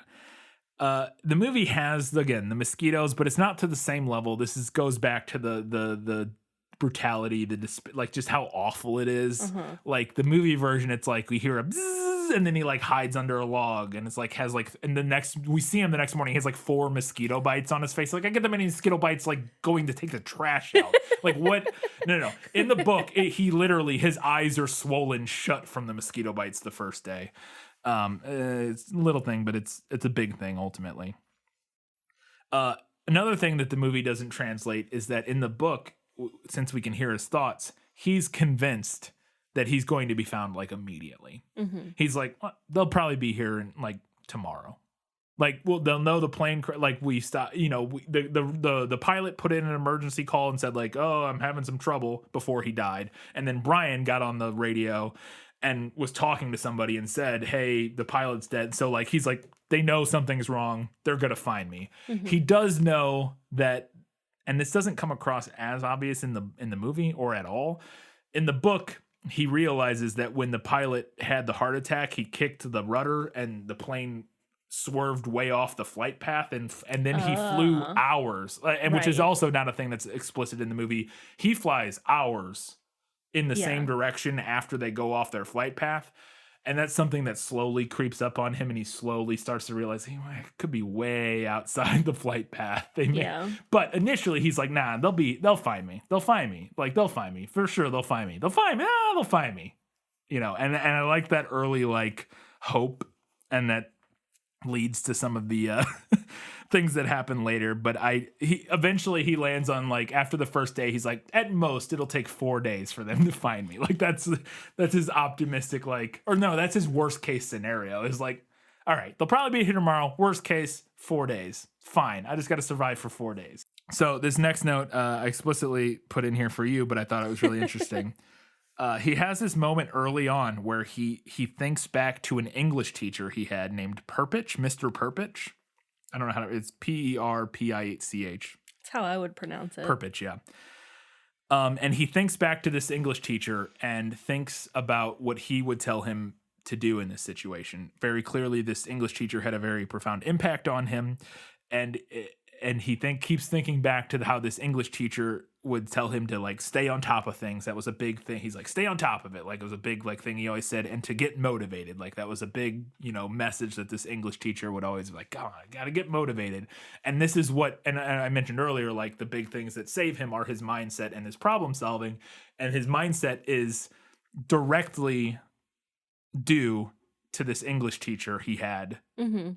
X amount of, I don't know how long ago. It could have been last year. It could have been, you know, literally it's summer. It could have been that previous year, but it's this English teacher he had that sort of beat this thing into him.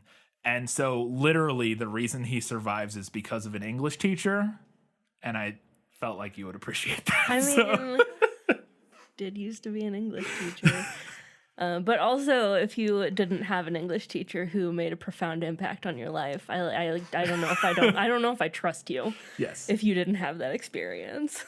As an American, may point that out and be clear. Yes.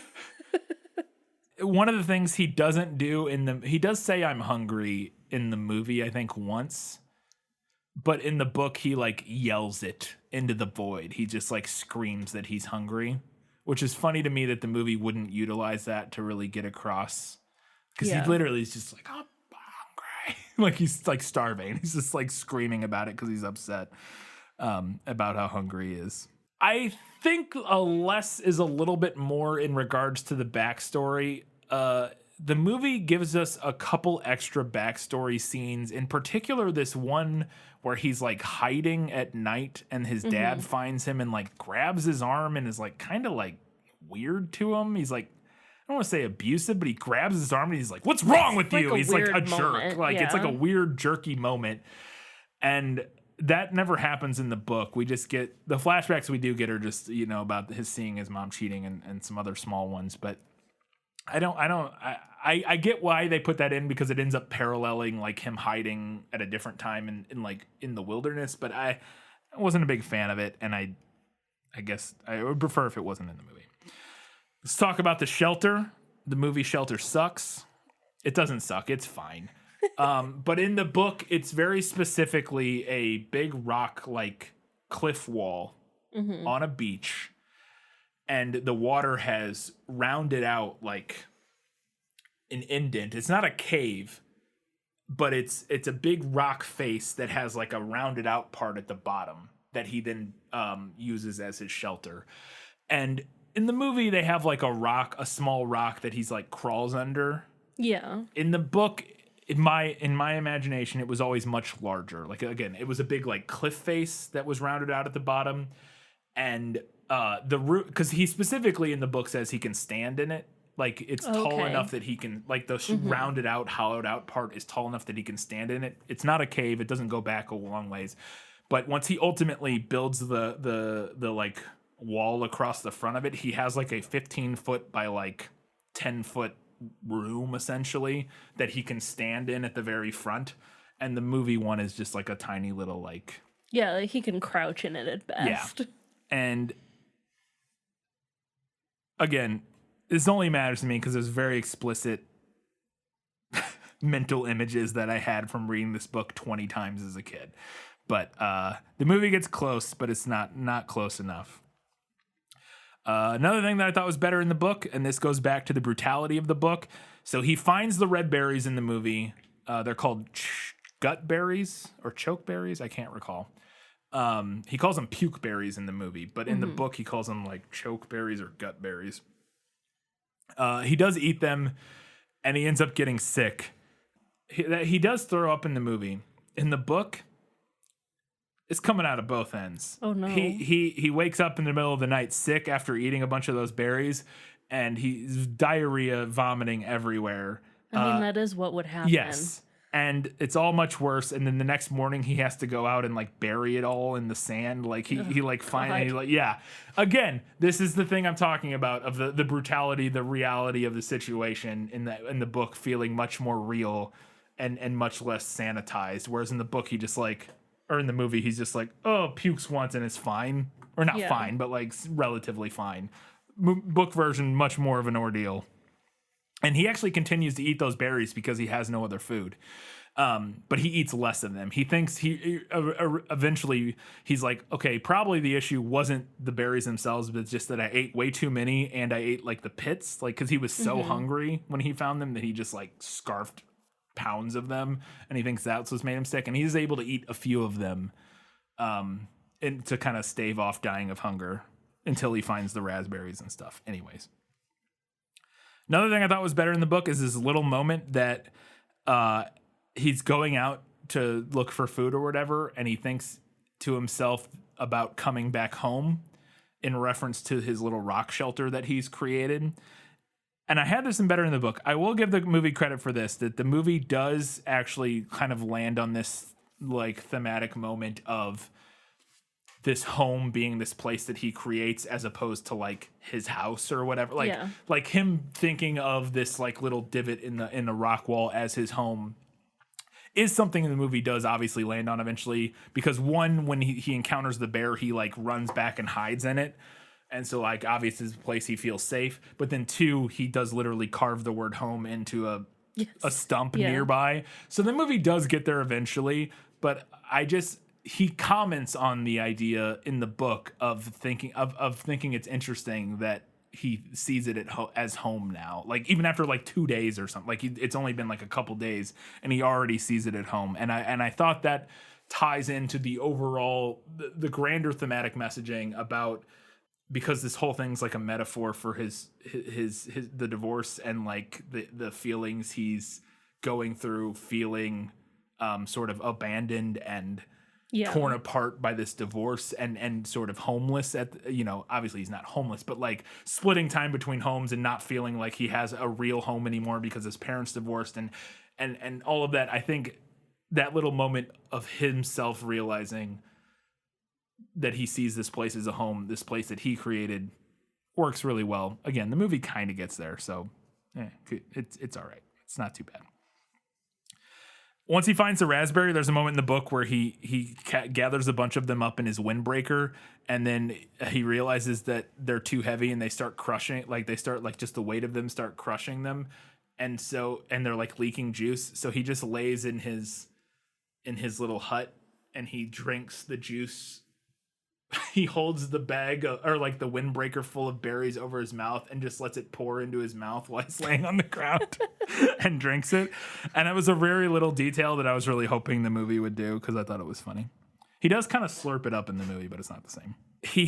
So the movie does this, but it doesn't make any sense in the movie. When he realizes how to make fire, he has this realization after he threw his hatchet at the wall, at the raccoon or whatever it was. Right. And it hits the wall and makes sparks. Yes. That's exactly what happens in the book. And it takes him a day or two to like put 2 and 2 together and be like, oh, I can use my hatchet to make sparks and make a fire. And it is a dream that gets him to realize that in both the book and the movie. But the movie version is just like a random dream. And then there's like a flash of the hatchet hitting the wall in the middle. Wasn't it supposed to be like with the fireworks? Oh, maybe that's what it was. Okay. Oh no, okay. That I didn't put that together. Maybe that does make sense. Because the scene that we mentioned earlier where he's hiding. Yeah, it is the 4th of July. Yeah, it's the 4th of July and they're like fireworks. Yeah. Okay, so maybe maybe that does make sense. That may make more sense than I thought, because in my head it was just like his dad was like looking for him, and then he just has a random flash thought of the. I mean, I still think it's a little bit of a stretch. Well, because it's a similar weird stretch in the book, so that is actually a much more similar. Okay. Like, because it is also a weird like. He has a weird. I don't remember even what it was, but he has a weird random dream in the book, and then it somehow vaguely ties in to him remembering the hatchet hitting the wall and the sparks. So I think that works. No, that totally works. I'm wrong about this one. It's not better in the book. It's movie nailed it, I guess. I mentioned it a lot of times, but the brutality, he has so many breakdowns in this book, like numerous times. He like has complete mental breakdowns and then like has to like pull himself back together and convince himself to keep like trying to survive.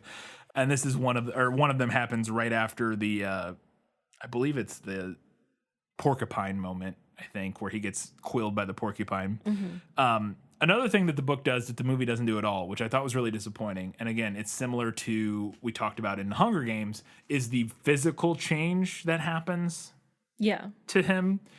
Is like he sees a reflection of himself literally after like 5 days or something, like very little amount of time. He sees a reflection of himself in the lake and he doesn't even recognize himself anymore. Like his hair's all matted and gross and dirty and he's sunburnt and mosquito bitten but he's like super thin because he hasn't eaten anything in 5 days. Like he looks like a skeleton. And all of that reminded me of the same thing we talked about with Katniss at the end, where she's like unrecognizable. Yeah. But the movie doesn't do that. They just look basically the same, and it's one of those things. Also, the book goes on in this one. The book goes on to expand even to like mental changes that he's gone through, and realizing that he like sees the world different and hears things differently, and how like cognizant he is of sounds now compared to like 5 days ago before he crashed. All that sort of stuff.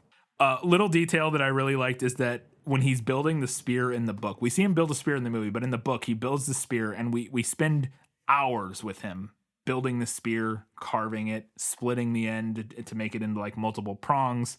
And he's so proud of it. He's like, this is the best spear ever. And then he takes it out to go fishing, and he can't fucking he can't kill anything with it.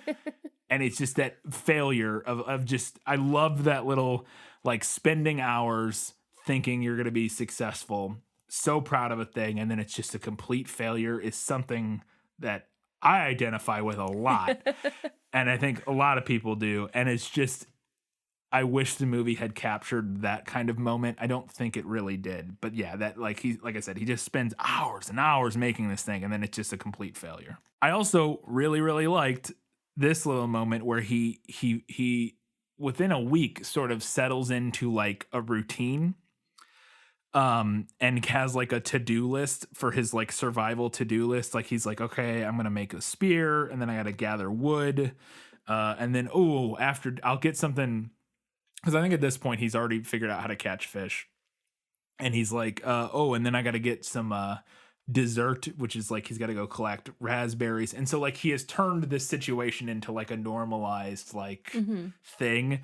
And the whole paragraph was very appealing to me and was like, maybe we should just go live in the woods. Maybe. Let me see if I can find it and read it here really quick. He had no hooks or string, but if he could somehow lure them into the shallows and make a spear, a small fish spear, he might be able to strike fast enough to get one. This must be before the spear part, so I got that out of order, but it doesn't matter. He might be able to strike fast enough to get one. He would have to find the right kind of wood, slim and straight. He had seen some willows up along the lake that might work, and he could use the hatchet to sharpen it and shape it while he was sitting by the fire tonight. And that brought up the fire, which he had to feed again. He looked at the sun and saw it was getting late in the afternoon, and when he thought of how late it was, he thought that he ought to reward all his work with another egg. And that made him think that some kind of dessert would be nice. He smiled when he thought of dessert, so fancy. And he wondered if he should move up the lake and see if he could find some raspberries after he banked the fire, and while he was looking for the right wood for a spearwood, he thought, and it all rolled together, just rolled together and rolled over him. There were these things to do. And just that, like, the simplicity of, like, that. I mean, it's the same reason that people are into things, watching, well, it's like why we watch, like, Townsend and stuff like that. Just that sort of, things are simple. It's just like, okay, my day is I have to make food. I have to find food. I have to make food. And then I have to make some more food. And then I have to find some other food. And then maybe make a fire. Like, it's just all so simple and so, like, base. There's definitely an appeal to yes, there is.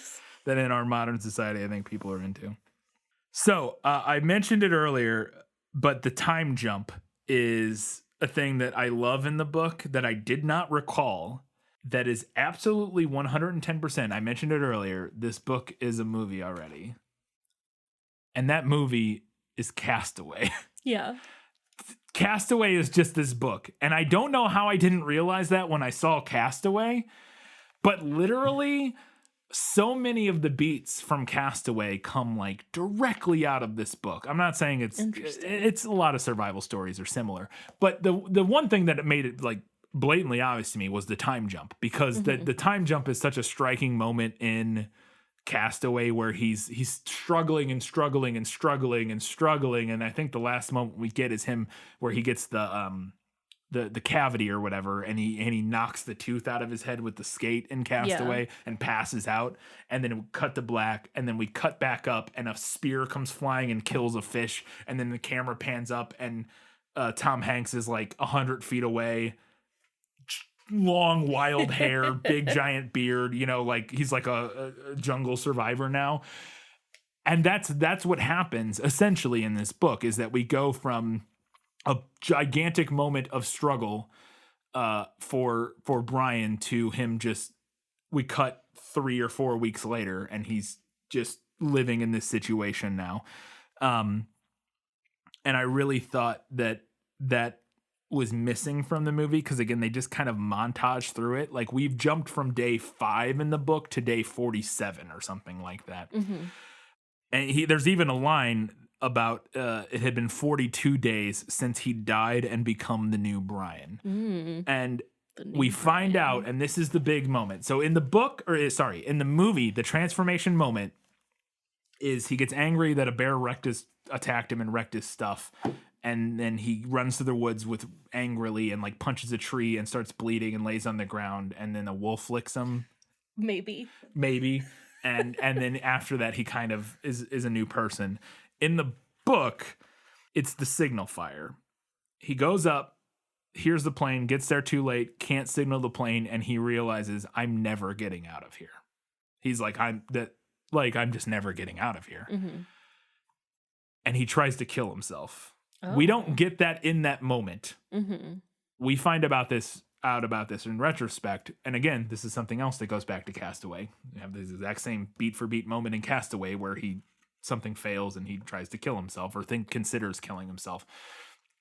But he actively does try to slit his wrists. Again, we get it all in retrospect where we don't get the events as they happen in the book, but he talks about when he tried to kill himself and that it was harder than he thought, and he didn't die. Like, he did cut his wrists or something, but did not die. Mm-hmm. And I think that's what the movie is paralleling with him cutting his arm on the tree and then bleeding on the rocks laying there. It feels like obviously this is that same moment. I mean, I'm sure a kid trying to kill himself by slitting his wrists would be a hard sell for a kid's movie. Understand that. I get that a lot. But I also, it's one of those things that really sticks with you. And again, gets back to that's meaningful. It's meaningful, and it's one of those moments that's just like, yeah, man, when you're like, you know, all hope is lost. Like, he just feels like I'm going to be stuck here for like, it's the lowest of the low. And that's the moment where that happens and that transformation happens. And I was really disappointed that the movie didn't go there. I understand why, but I felt like it's way more brutal, way more interesting. I say interesting in a way of like, as a story. Anyways, I was disappointed in the movie because it's such a powerful scene, and especially the way it's told in the book, that I really liked. So disappointing. He just starts being able to kill fish in the movie, but in the book, he realizes that he has to aim differently because of the refraction. There's a little detail, but as a kid, I found it immensely fascinating that he has to aim like under the fish because of the way the light refracts the spear and how. Little dumb science thing, really liked it. And then after he is actually able to capture a fish, he eats like 20 the first day. Like, once he figures out how to kill them. Fish. Yeah, he just keeps killing them and keeps eating them, which I thought was fun. So at one point, a skunk goes for his eggs. This is all like a montage of flashbacks about mistakes he's made in the book at this point. And one of them is that at one point he's sleeping and he sees a skunk like trying to dig up his turtle eggs, and he's like, he thinks it's cute, like the skunk looks cute, like digging through the sand, and he like kicks at it, and then the skunk sprays him in the face from like 3 feet away, and he goes blind for 2 days. Oh my God. Yeah, like he gets an entire spray of the stuff in his face from feet away, and he thinks at the moment that he's going to be like, he's like, oh, I'm just blind now, but it takes like 2 days for the blindness to go away, and the smell is still there by the time he's rescued. Little thing not little thing, kind of a big moment, but I wish the movie had it.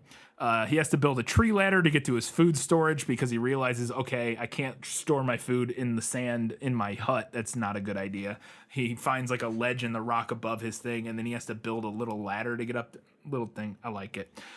He also then builds a fish pond once he realizes that once he starts catching fish, he starts putting the leftovers of the like the guts of the fish in like on the shoreline, and then a bunch of fish come up to eat them. And he's like, oh, I can use this. And he builds like a rock wall, like an enclosure around and like traps a bunch of fish like in the like a 15-foot circle right by his camp so that he can go down there and get fish at any point. And then he has a line that he yells out loud at that point where he's like, fresh fish for sale, because he's like very proud of his accomplishment. So we talked about the bear attack being like one of the big moments is that he gets attacked by a bear towards the end. It like wrecks his whole fort. He kills the bear. He never gets attacked by a bear again in the book. But what does happen is he gets violently assaulted by a moose. Oh. That's the big. So again, I mean, moose are huge. Yes, moose are terrifying. So we talked about in the movie, it's a bear over and over again. In the book, I said it was a bunch of different animals. Like I said, it's a porcupine, which is in the movie, but it's a bear, it's a porcupine, it's a skunk, and it's a moose, or like the animals he encounters. And The moose one is wild. The moose like just charges him while he's in the water and like breaks a bunch of his ribs, which is also not like it keeps slamming him and trying to drown him in the water. And he has to slowly creep away. Like he like is in the water, like laying there, and the moose finally like leaves him alone and walks away. And then like he like slowly starts inching away from the moose. And then it comes back at him and like attacks him again. Yeah. And then eventually he gets to the point where he's able to slowly enough move away. It takes him like an hour or something to like creep away from this moose so that it leaves him alone and gets away. But yeah, it's broken like a bunch of his ribs and he's like super messed up at this point. And then that night he gets hit by a tornado. That's the night that the tornado comes, is after he gets completely obliterated by a moose. And he The tornado is so much better in the book because it's a tornado and not just like a breezy storm. Yeah. In the movie, it's just like it blows over the logs near his thing and then we just get a cut. Yeah, it's very brief. It's very brief and it's very disappointing. In the book, it literally blows the wall off the front of his, which it kind of does in the movie, but it like rips the wall off the front of his and he realizes it's a tornado. Like he hears it and is like, what is that sound? Like he doesn't know what's like, he hears this weird sound and he like can't figure out what it is. And then he realizes as it gets to him and it rips the wall off the front of his shelter, throws his campfire everywhere. So like there's sparks and like flame burning wood everywhere. It like burns him a little bit, picks him up, slams him against the roof, slams him into the ground. He has broken ribs at this point from the moose attack. And then it goes into the lake and becomes like a big water spout. And I was like, obviously they couldn't do this in the movie, so we just get like a fade to black and he wakes up and things are kind of messed up a little bit the next morning. So much better in the book though, so much better. Also the tornado is clearly the divorce, because there's a line he has in the book where he said he had gotten too comfortable. He had been fat and happy before the tornado, and then this thing just ripped through and tore everything apart. And it very clearly very clearly a metaphor going on there. But after that all happens, he has this moment where he's again, his body is broken. He's all messed up. All of his stuff's destroyed, but he realizes a lot of his stuff is still there. Like even though it kind of got thrown all over, he can collect a lot of, like his bow didn't get destroyed. It's like down in the lake. He goes and gets it. And he like has a lot of his stuff still. And he has this big moment where he's like yelling at the gods. He's like, "Come on, is that all you've got?" You know, he's like, I'm not dead and you're not, you know, he's been transformed. It's not there. He's ready to take on Mother Nature at this point. But I also, one of my favorite lines in the whole book that I always remembered as a kid, and that I was so disappointed that it wasn't in the movie in any capacity, is that as he's going to bed the night after the tornado goes through, and then his shelter's all wrecked, and he's laying there, and as he's falling asleep, he thinks to himself, "I hope the tornado hit the moose." Which I loved that line. I thought that was so much fun. As a kid, I always got a big kick out of that. The tornado is what brings the plane up. That's how he's able. It's what pulls the plane out of the bottom, because it comes a water spout and pulls the plane out of the bottom of the lake or whatever. He sees it and he's got to go get the rescue pack out of it. He builds a raft in the book. In the movie, he just kind of takes a log with him. He like builds this raft. It's not really meaningful, but it's an interesting sort of another like problem solving how to build a raft kind of moment in the book. After he gets the survival pack, he brings it back. In the movie, he's going through it, and as he's going through the stuff, he's just like tossing it. Yeah, I willy-nilly noticed that. tossing it like, man. And in the book, at this point, he's a changed person. All of this stuff is super precious. Like, this is life to him now. Like, he doesn't just take these tools and this stuff that literally is a lifeline for him and just like, man, like toss it around. He like lays it out and is like, oh, like, you know, going over each thing because it's this something that is going to help him survive and that sort of thing. And I thought the movie's version of him just like tossing stuff out of the bag was super stupid. Little detail, he is rescued in pretty much the same way. In the book, it's a fur trader that finds him and not a rescue plane. In the movie, it's a rescue plane. In the book, it's a fur trader who's flying through the area because he goes up to these lakes and lands on these lakes to go visit with like native tribes who like trade furs with them or something like that. And I'm sure part of this is like a time, because this book was written in 80. Well, but it's 80s. It's not that. It's only like 10 years. I don't know. But yeah, it's a fur trader, and he trades with natives and stuff, and he finds Brian. Another little detail that I really like in the book is that he immediately knows who this is, because of course people would know. Yeah. In the movie, he's like, "Who are you?" And he's like, "I'm Brian Robeson. You want something to eat?" In the book, he's like, "Holy shit, you're that kid." Like that, yeah, of course, yeah. He's like, "Oh, you're that kid," yeah. And Brian's like, "Yeah, I'm Brian Robeson. You want something to eat?" Yeah. I thought it was like so dumb in the movie. It's like, of course, this person would know who this is. Everybody would have heard about the kid who like crashed in the wilderness. Again, I mentioned it, but he just looks. A thing I hated in the movie is that when he's rescued and gets off at the end, he just looks exactly the same. Yeah. Especially like when the plane lands, like he looks a little dirty. His hair's not even longer. Yeah. Like it's just he looks exactly the same. It's something. Yeah, that mullet should have grown out. Yeah, it's something that Castaway captured really well.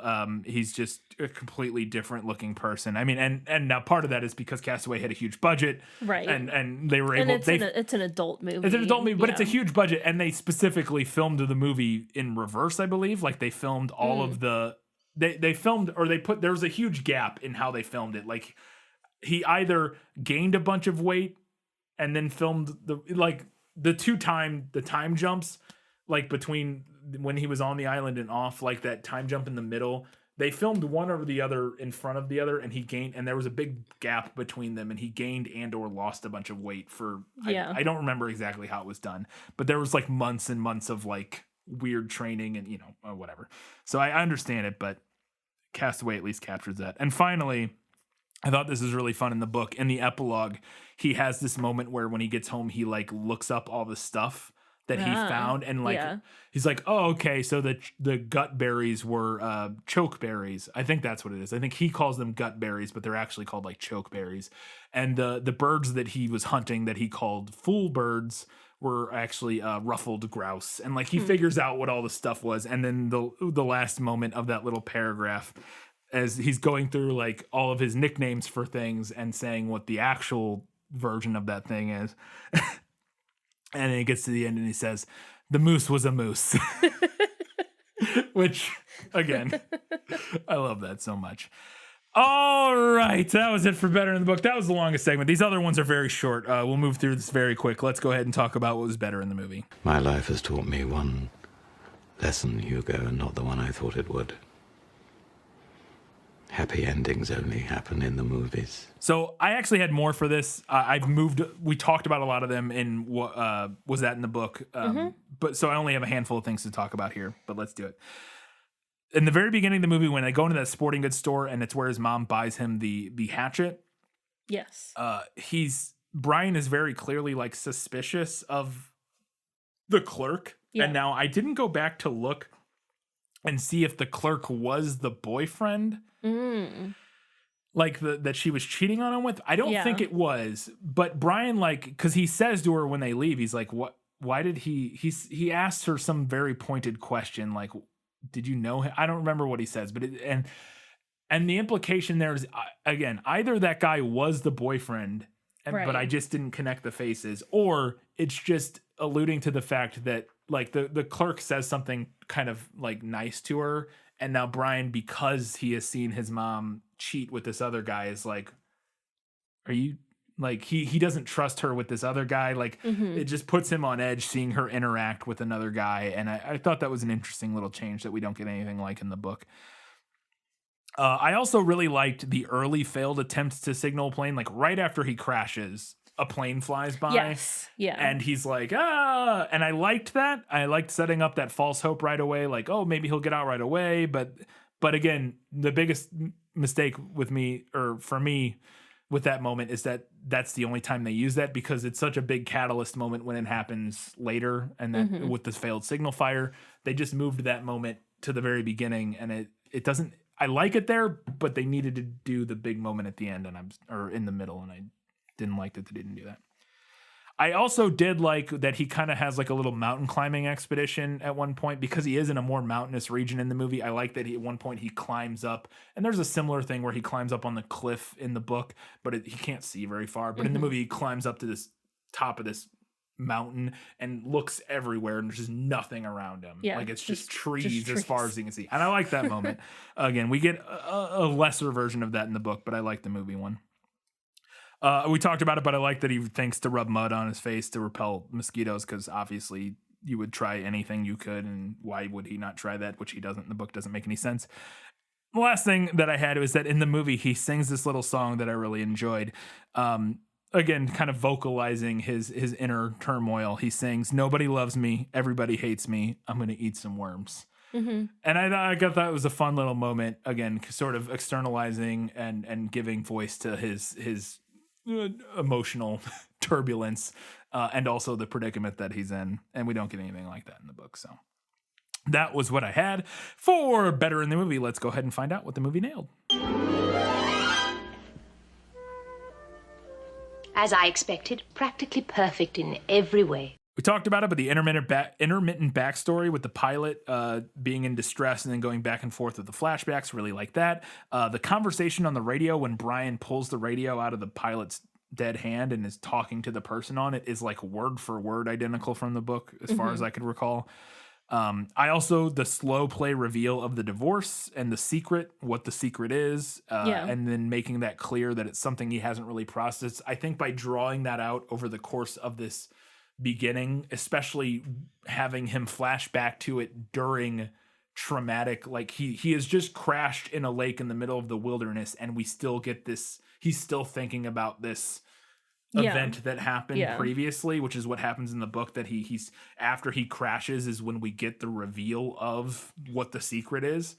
I really like that, and I the movie did the exact same thing, and I thought that was good. Yeah, I thought the movie's flashback sequences were so like foreboding and strange. That element was way more interesting than I thought this movie was going to be. Yeah, it's very similar to what happens in the book, and I thought that they did a pretty good job with that. He has like the exact same items in his pocket: the change, the wallet, the $20 bill, apart from he has gum, which he doesn't have in the book. He finds the raspberries and the bear at the same time, but then ends up going back for the raspberries after the bear chases him away. The porcupine shows up and attacks him, and then he throws his axe, and that's how he realizes how to make fire. And he has to pull all the porcupine quills out of his leg. The full birds are showing. I liked that the movie incorporated this really early, is that those birds that keep like popping up and like startling him is a recurring thing in the book, that he eventually figures out how to hunt them and kill them. But for the first part of the book, they're just like they're like an annoyance because he can never see them. Like they're so well camouflaged, and they just lay on the ground. And then like they literally, as soon as he only sees them right as he's about to step on them, they like burst up and fly away, and he finds them incredibly annoying. And the movie, I thought, did a good job with that. The tornado showing up and bringing the plane up. The movie nailed it in the sense that it is a storm that brings the plane up, but the tornado's lame in the movie. He does drop the hatchet trying to hack into the plane and has to go get it back. There's a line in the book that I was missing from the movie. Obviously, it's a narrator line, but in the book it says the hatchet had been him, and he had lost it or something like that. And so him like desperately trying to get it back, and it's also feels much tougher for him to get it back in the book than what happens in the movie. I do like that they kept this little detail, is that when he gets the survival pack, there's a rifle in it. And he doesn't realize what it is at first because it looks like a gun stock, and he's like, what is this? And then he realizes it's like a survival rifle that you can like put together. And I like that the movie kept that in, because the exact same thing happens in the book. In the movie, he gets it, he puts it together, and he's like aiming at some birds, and then he sets it down. He's like, yeah. And in the book, it doesn't come across quite as well in the movie, again, because it can't be in his head. But in the book, it's stated that he puts the rifle together, and it says the rifle changed him the minute he picked it up, or the rifle changed him the minute he picked it up, and he wasn't sure he liked it. Yeah. And I thought I liked that little bit of, again, it's Gary Paulson's a little bit of a Luddite, but in this specific instance, in relation to a gun, I liked the messaging there of this like weird modern thing felt wrong to him. Like he's been hunting with a bow and arrow, and that feels right. Yeah. And then this gun just doesn't feel right, and I liked that a lot. And I thought in both the book and the movie, the ending felt a bit rushed. I was always disappointed, I remember, because, you know, he gets this survival pack and it's this big victory. And like, oh, he's got food now and a gun and all these things. Like, what's he going to do with all this stuff? And then he just gets rescued like immediately. It's like, oh, come on. I thought that was a little bit disappointing in the book and the movie, which is why Gary Paulson also thought that was disappointing, which is why Brian's Winter is literally just, but what if the radio didn't work? Retcons the whole thing. What if he got the survival pack, but the radio didn't work? And then, he had to survive through the winter. So, movie does the same thing, but I thought it all felt a bit rushed to me. And then the last thing that the movie did that I thought kind of nailed it was after he gets home, he's walking through the grocery store, just looking at all the food. Yeah. And that's one of the things it doesn't happen at the end of the book, but it is one of the thoughts he has while he's surviving, like while he's out in the wilderness, like thinks about a grocery store and just how there's food everywhere and how ridiculous it is that he's starving to death. And, you know, like when he's at home, he's just like, I would just go to the fridge. And if there wasn't food in the fridge, I would go to the grocery store. Like, it's just, food was so easy to get. And I liked that the movie at least kind of brought that imagery up. So, all right, we've got a few odds and ends before we get to the final verdict.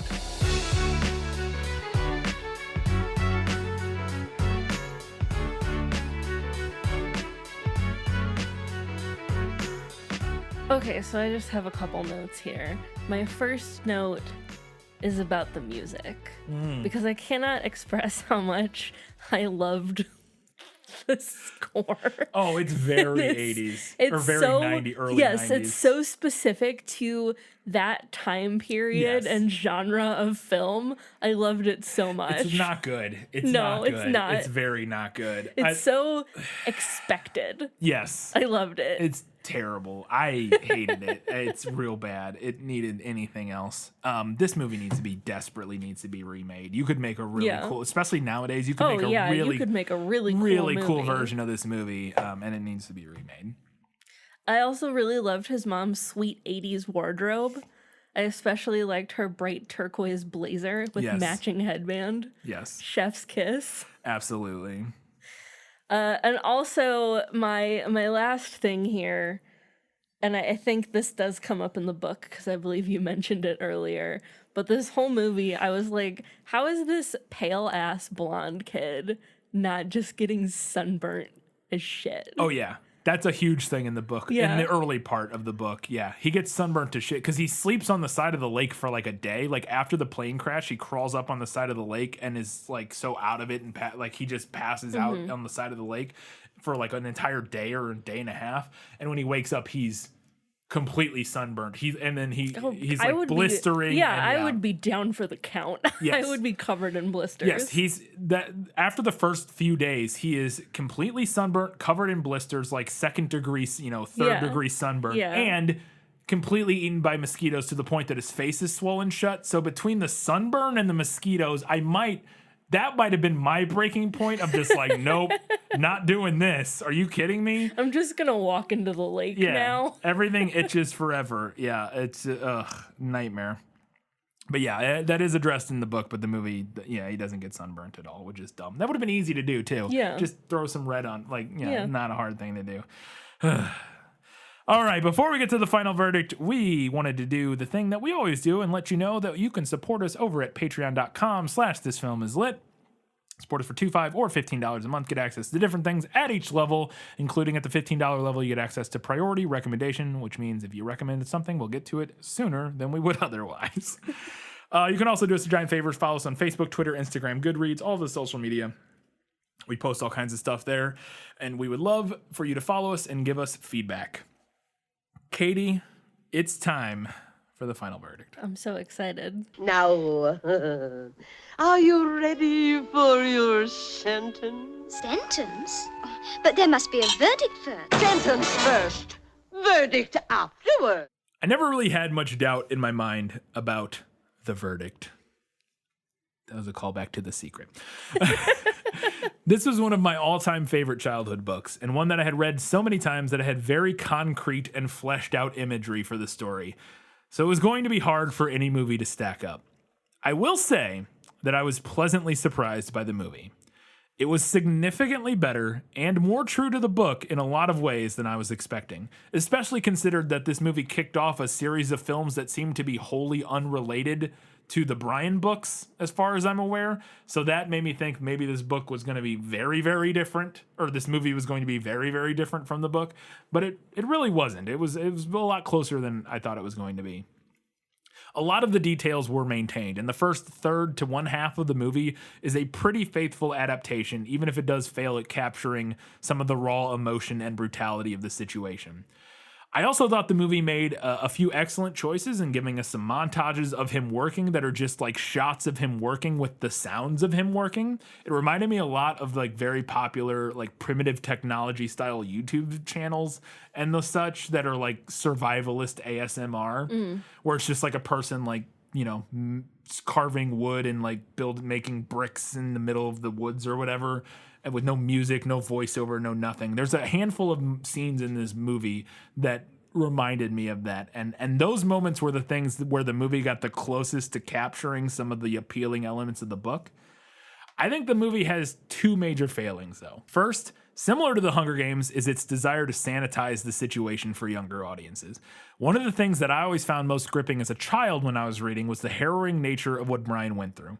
Being violently ill from the gut berries, getting sprayed point blank in the face by a skunk and being literally blind for several hours, getting the absolute shit kicked out of him by a moose, his eyes swollen shut from mosquitoes, being thrown from his shelter by a tornado, and ultimately dealing with the futility of the whole situation by considering and ultimately attempting to kill himself were all things that changed Brian and created a brand new person that barely resembled the original Brian.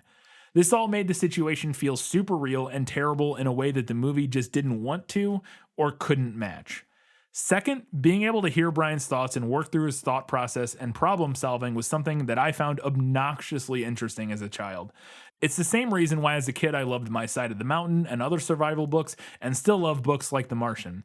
Gary Paulson also has a very distinct way of writing and emphasizing points that I discussed earlier in reference to that infamous 1-star review that I think is very effective and evocative.